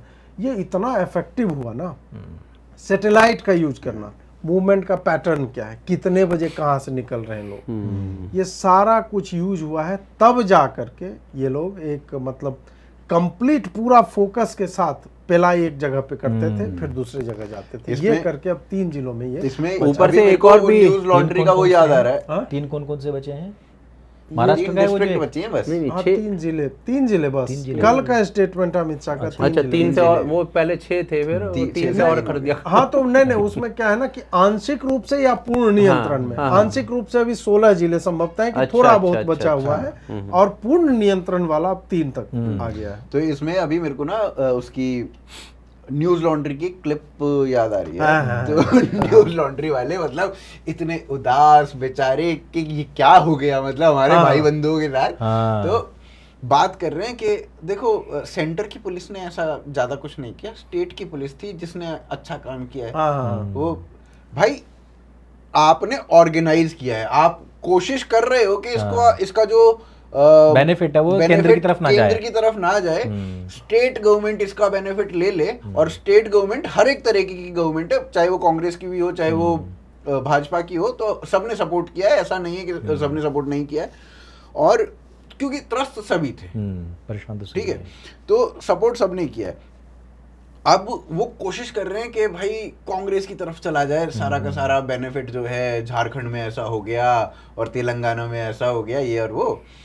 तो यहाँ पे उनको ये नहीं पता है कि मैनेज इसको ऊपर से मतलब केंद्र ही कर रहा था, चाहे वो स्टेट की पुलिस हो, चाहे वो सीआरपीएफ हो, चाहे वो सेंटर की और पुलिस हो, चाहे वो और तरीके की मिलिट्री हो, वो सब कुछ एक एक यूनिट बन के काम कर रही थी, जिसको केंद्र के तरफ से ऑर्डर्स आते वो नहीं मानेंगे ना, वो तब मानेंगे जब अमित शाह को आपने रॉकेट लॉन्चर लेके देखा जाते हो माओइस्ट मार देंगे। हाँ, या ड्रोन उड़ाते हुए देखा या ड्रोन ऐसे करके अमित शाह उड़ा रहे हैं।